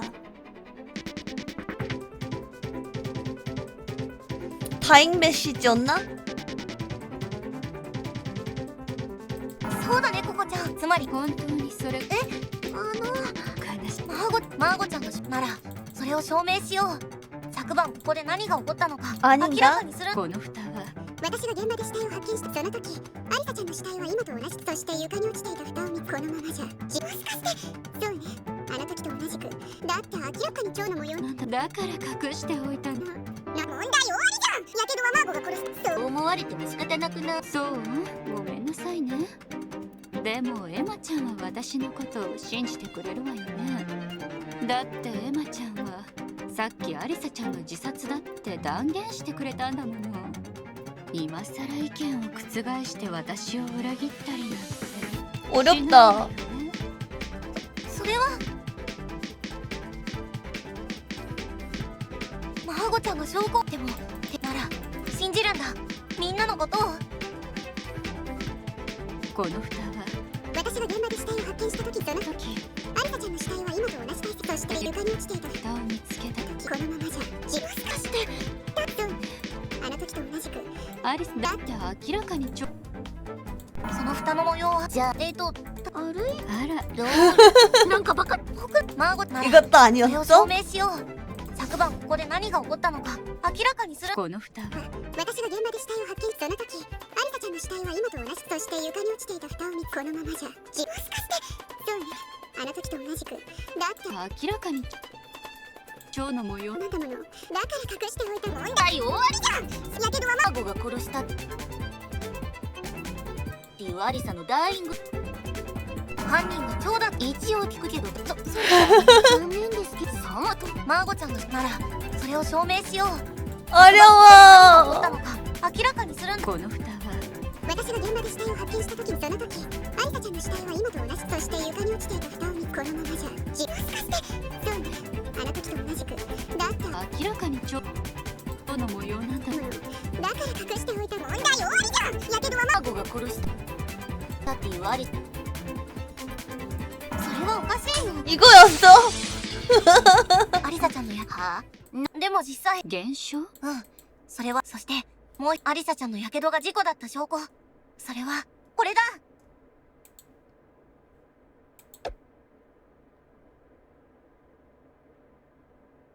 뭔데? 이건가? これが証拠だよ。このガラスの葉普通に地面に落として割れた。確かにそうか。アルミの蓋が溶けかけていることからも睡眠薬の瓶が熱せられたのは間違いないと。でもその時瓶は割れて現場の状況から考えると 爆発したんじゃないかな。 폭발했다고? そう考えるとガラスの破片の状態もアルミの蓋の状態 수면제를 も 왜 辻褄が合う。 가열했을까 アリサちゃん 근데? の炎は強力だからね。素早く熱せられた瓶の 아 中に 마녀화가 膨張 많이 したんだ。 진행됐으니까 熱せられていた蓋も強い圧力がかかって飛び出した。そう考えればアリサちゃんの顔におかしくねえかそれ。そんな都合いい推理、そもそも問題があるんじゃねえの？納得できる説明ができないなら、やっぱエマッチ、私のことを違うって言うなら証明してみろ。 왜 의심하는 거야? アリサが瓶を炎で炙ったら爆発した。確かにそれなら顔に根性焼きみたいな跡が残るのも納得できるけど、じゃあそもそもどうしてあいつは瓶を炙ったりなんか 맞아 したんだよ。 내 말도 瓶なんて 그래. 炙っても何にもなねえじゃん。 그건 お湯 맞아. が必要だったとかでしょうか。睡眠薬で一息ついてんじゃねえよ。アリサに瓶を焼く理由なんてないじゃん。それよりエマッチが殺そうとして反撃した時の事故とか、マーゴの犯行を示したダーイングメッセージとか、そっちの方がしっくりくるし、みんなグルになってアティスのこと騙そうとしてるんじゃねえの。 おこちゃん必死。アリサちゃんがどうきっとアリサちゃんのことだから無意味なことではないと思うんだけ 왜 ど。 구웠지? アリサが瓶を炎で炙ったら爆発した。確かにそれなら顔に根性焼きみたいな跡が残るのも納得できるけど、じゃあそもそもどうしてあいつは瓶を炙ったりなんかしたんだよ。瓶なんて炙ってもな。瓶を炙るとガラスが溶ける。じゃあガラス材、ガラス職。確かにここでガラス職人。アリサちゃんが持っていたのはメルルちゃんから渡された睡眠薬のはず。同じものがあるんだし。アリサが瓶を 아니고 炎で炙ったら確かにそれなら顔に根性焼き。じゃあそもそもどうして瓶なんて炙っても何にも。瓶を炙ったらなんだよ、いや瓶炙っ。ココちゃん、アリサちゃんが持っていたのはメルルちゃんから渡された睡眠薬のはず。同じものがあるんだし。アリサが瓶を炎で炙って確かにそれなら顔に根性焼き。じゃあそもそもどうして瓶なんて炙ってもお湯が必要だった。睡眠薬でアリサに瓶を焼く理由するよりエマッチが殺そうとして。ちょっと待ってよココちゃん。襲われて、それならアリサが反撃してティッシュ。ココちゃん、アリサちゃんが持っていたのはメルルちゃんから渡された睡眠薬のはず。同じものがあるんだし。アリサが瓶を炎で炙ったら爆発。確かにそれなら顔に根性焼き。じゃあそもそもどうして瓶なんて炙ってもな。お湯が必要。睡眠薬でアリサに瓶を焼くよりエマッチが殺そうとして。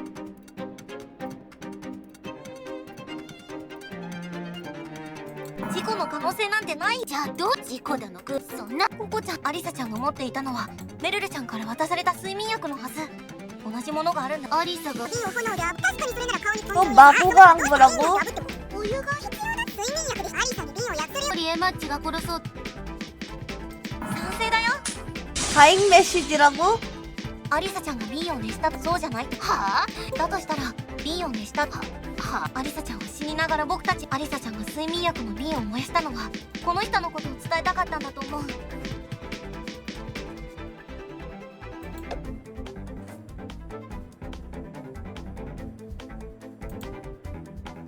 얘인가? それはこのどうしてそうなる。適当なこと。そんなこと。アリサちゃんは死の前。それは睡眠薬に関わ。アリサちゃんが睡眠薬の瓶を燃やしたのはこの人のことを伝えたかったん。それはヒカミ。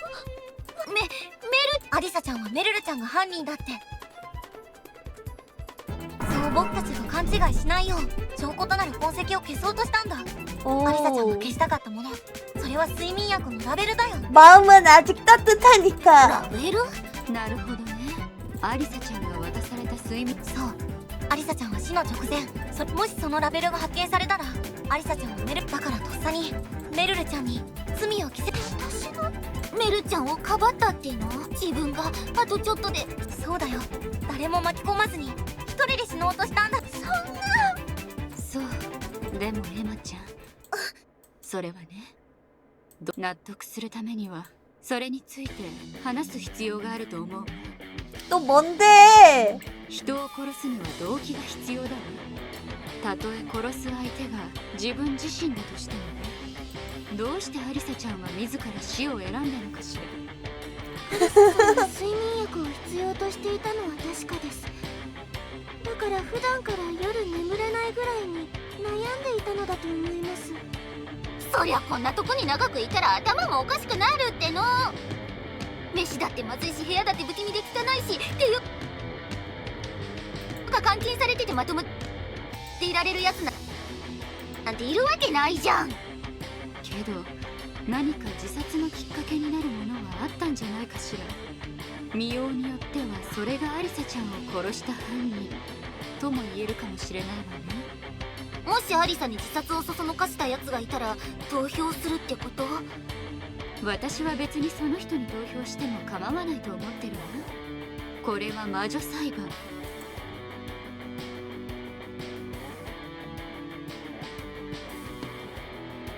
마녀 재판. これだよ。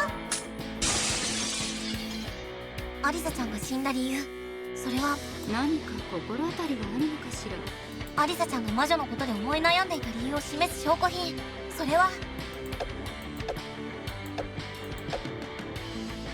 뭔데?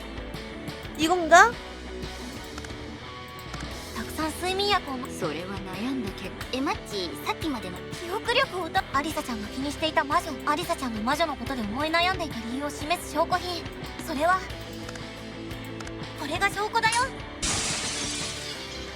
アリサちゃんの体を魔女化が、昨日の夜に僕がそういえば昨日アティシュラがあいつをもしかしたら自分の体見られたくな。アリサさんは優しい。急激に魔女化が進んで殺人衝動が高まり、その結果アリサちゃんは自ら僕たちを傷つけないため、そう。そんな。それがアリサちゃんの死の真相だよ。私たちを守るために。バカじゃん本当。アリサさん、みんな納得してくれたみたいだ。ところで質問してもよろしいでしょうか。 또 뭔데? 獄長、何か結論に文句でもあるの？いいえ、文句とまでは言いませんが、一つだけ素人質問で恐縮ですが、よければ私に教えてくれませんか。何に答えればいいの？それは処刑台についてのことです。どういうこと？些細なことではあるのですが、不正がないことを確かめるためにも、どうか私に真相を教えてくださいね。 진상?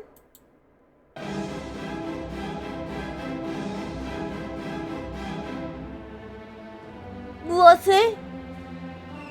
処刑台は私がリモコンで操作するか、もしくは地下の施設で操作しない限り動かないはずなんです。ですが、実際に動いた記録が残っています。 기록이 있어? 昨晩から今朝にかけて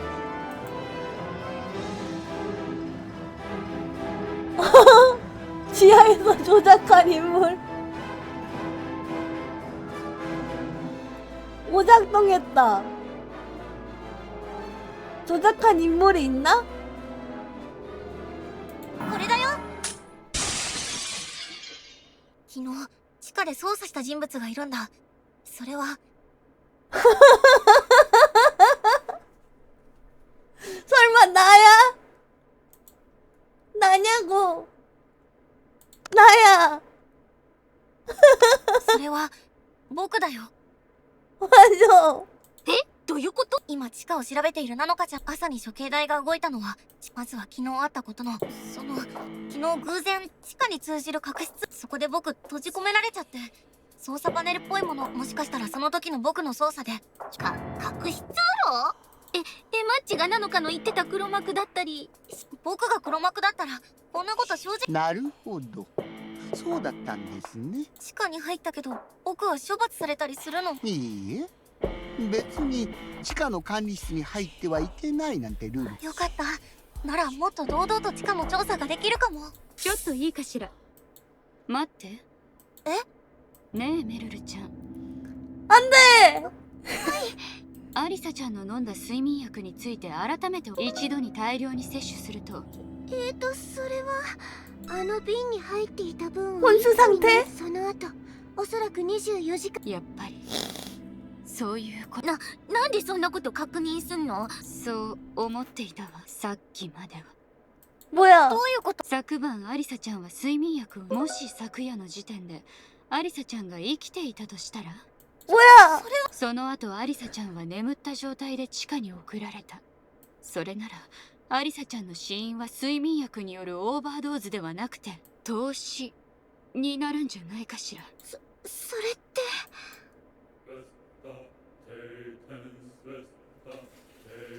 アリサちゃんの飲んだ睡眠薬も過剰摂取しても即死しない。それが合ってるのメルルちゃん。はい、さすがに激毒ではないので即死するようなものではありません。であればアリサちゃんは昨晩の時点ではすぐに死んでいなかったはずよね。そして昨日の夜エマちゃんは地下で処刑台を操作したの。待って、そもそも僕が押したボタンが処刑台の操作ボタンだったかは。地下にあったパネルを操作したのであれば間違いないでしょうね。処刑台の昇降ボタンは簡単に押せる位置にありますから。それにさっき 나라고? 処刑台の昇降は 잠시만, 근데 아니야. 確認ができます。 일부러 그런 건 아니잖아. マッチが操作したせいで眠ってたアリサが地下に閉じ込められたってこと？もしそうならアリサちゃんを凍死させて殺した。 범인 아니잖아. 일부러 그런 게 아니잖아. 살인은 없었잖아. 僕はアリサ、それに仮にアリサちゃんが過失致死ねえ北長。選択はあなたたちの。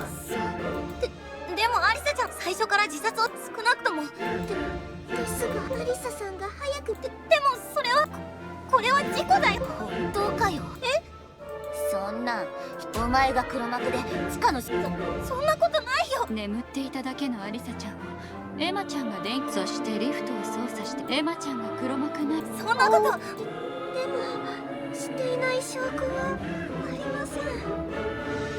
エマちゃんの操作がならエマちゃんに殺意がなかった。なあ、それなら今までの殺しだってこれまでの裁判でマッチが率先してみんな 그렇게 몰아간다고? 그건 아니지. 僕は真相を明らかにしようとしただけで。そもそもお前が裏で仕組んでただけな。アンアンとかだってお前が何もしなけりゃ殺しなんてしなかったろ。僕はそんなつもりじゃ。みんなどうして。違う、僕はやってない。きっとみんなこれまでのみんなの心に。では皆さんの意見が固まったようですし、 투표로 넘어간다고? そろそろ待って、僕は 진짜? 話を聞いてよ。それでは投票をどうぞ。 잠시만. 이렇게 끝나는 거? 이렇게 끝나는 거야? 昨日の夜 진짜로? 僕は地下でボタンを押した。ボタンを押しただけ 진짜로? だったんだ。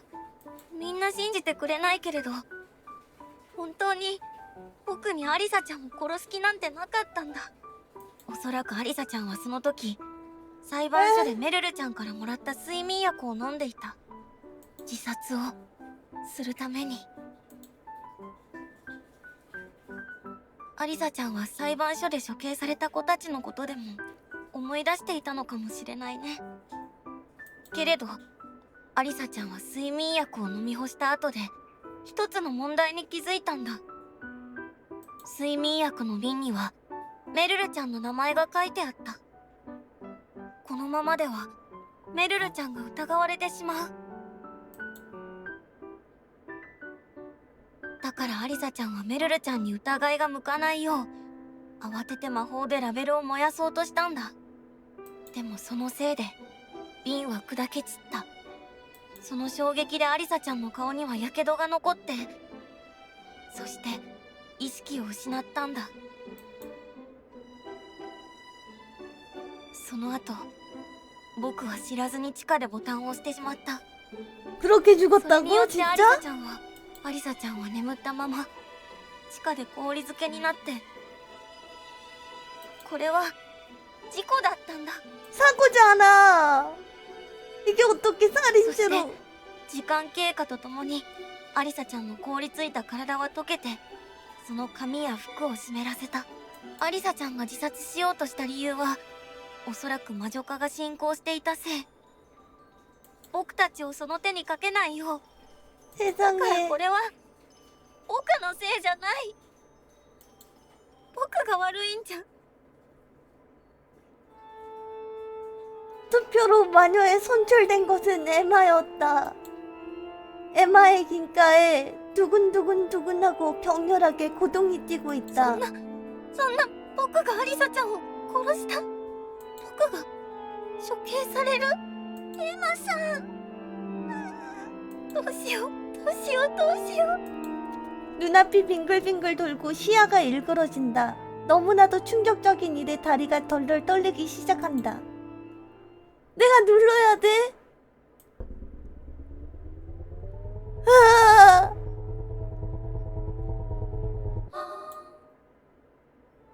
はい、処刑ボタンも皆さん押されましたね。これより魔女の処刑を執行します。 이거 맞아요? 공포에 떨며 제대로 서 있을 수 없게 된 에마를 부축하듯 간수가 에마의 몸을 부축했다. やめてよ。 간수의 힘에 저항하지 못하고 에마는 처형대 쪽으로 끌려간다. 소녀들을 둘러보았지만 아무도 눈을 마주쳐주지 않았다. どの処刑台にしますかね。ちょっと忘れてしまったので、この処刑台にしますか。발버둥치며 몸부림쳐도 공포에 울부짖어도 죽고 싶지 않다고 마녀가 아니라고 소리쳐도 간수는 놓아주지 않는다. おしまいだ。 두근하고 유난히 크게 고동이 울렸다. 本当にそれでいいんですか？あなたならできるはずなのに。 누구야? 에마는 계속 귓가에서 속삭임을 들렸다. 지금도 들릴 것이다. 이 자리에 없는 자의 목소리일 텐데 목소리는 점점 더 커지고 있었다. 그것은 에마에게 있어 이상한 감각이었다. 손끝과 얼굴이 간질거리고 가장 깊은 곳에 가두었던 어둠이 내부에서 생겨나 갈라져 터져 나올 것만 같았다.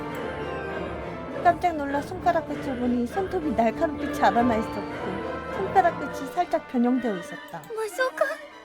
마녀화되고 있었다고? そんな僕もとうとう魔女に。 온몸이 떨려 멈추지 않고 발밑부터 무너져 내릴 것만 같았다.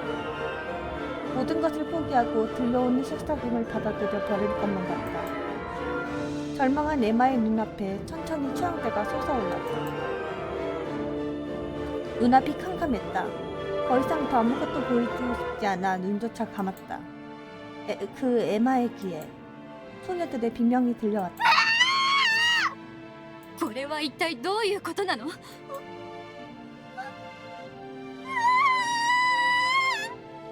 왜? 一体何が。 에마는 당황하며 눈을 떴다. 어? 나노카다. 에마 앞에 나타난 것은 나노카의 시체였다. ナノカちゃん。 에? 에마는 처형대 위에 죽어있는 나노카를 멍하니 바라봤다. 머리는 따라가지 못했지만 나노카의 머릿속을 스쳐 지나갔다. 桜庭エマ、あなたはお人よしね。分かった。あなたに背中を預けるわ。ただ勘違いしないでほしい。これは取引。取引？私はあなたを利用する。だから何かあったらあなたも私を利用して。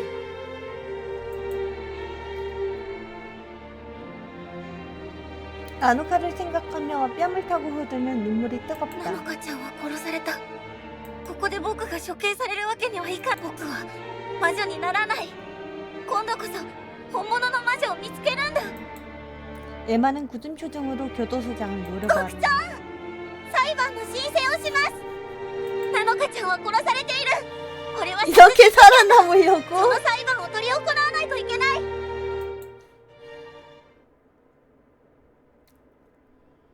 그래서 풀려나나요? 법정을 나와 에마는 참았던 숨을 크게 내쉬었다. 옆에는 코코가 기운 빠진 표정을 짓고 있었다. マジビビった。なんでナノカが死んで出てきたのかもうわけわかんねえし。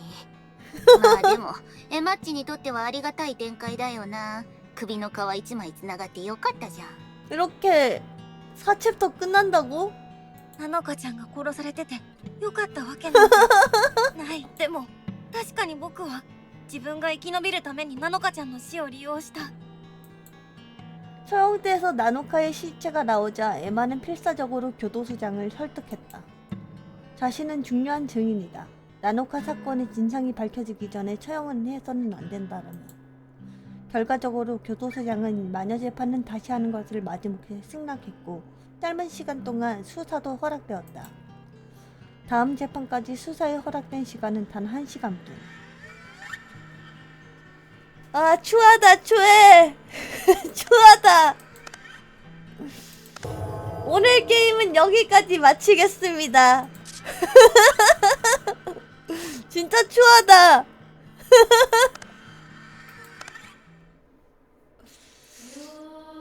아, 추하다. 에마짱 너무 추하다.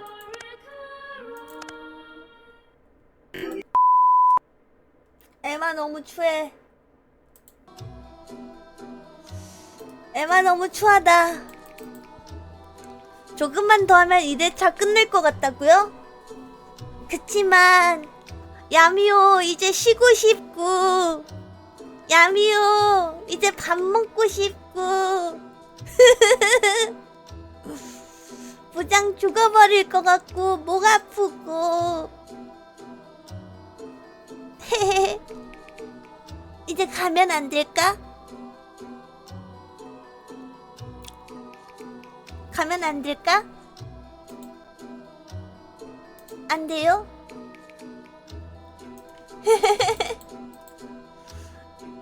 오늘 일요일 방송 봐주셔서 감사합니다.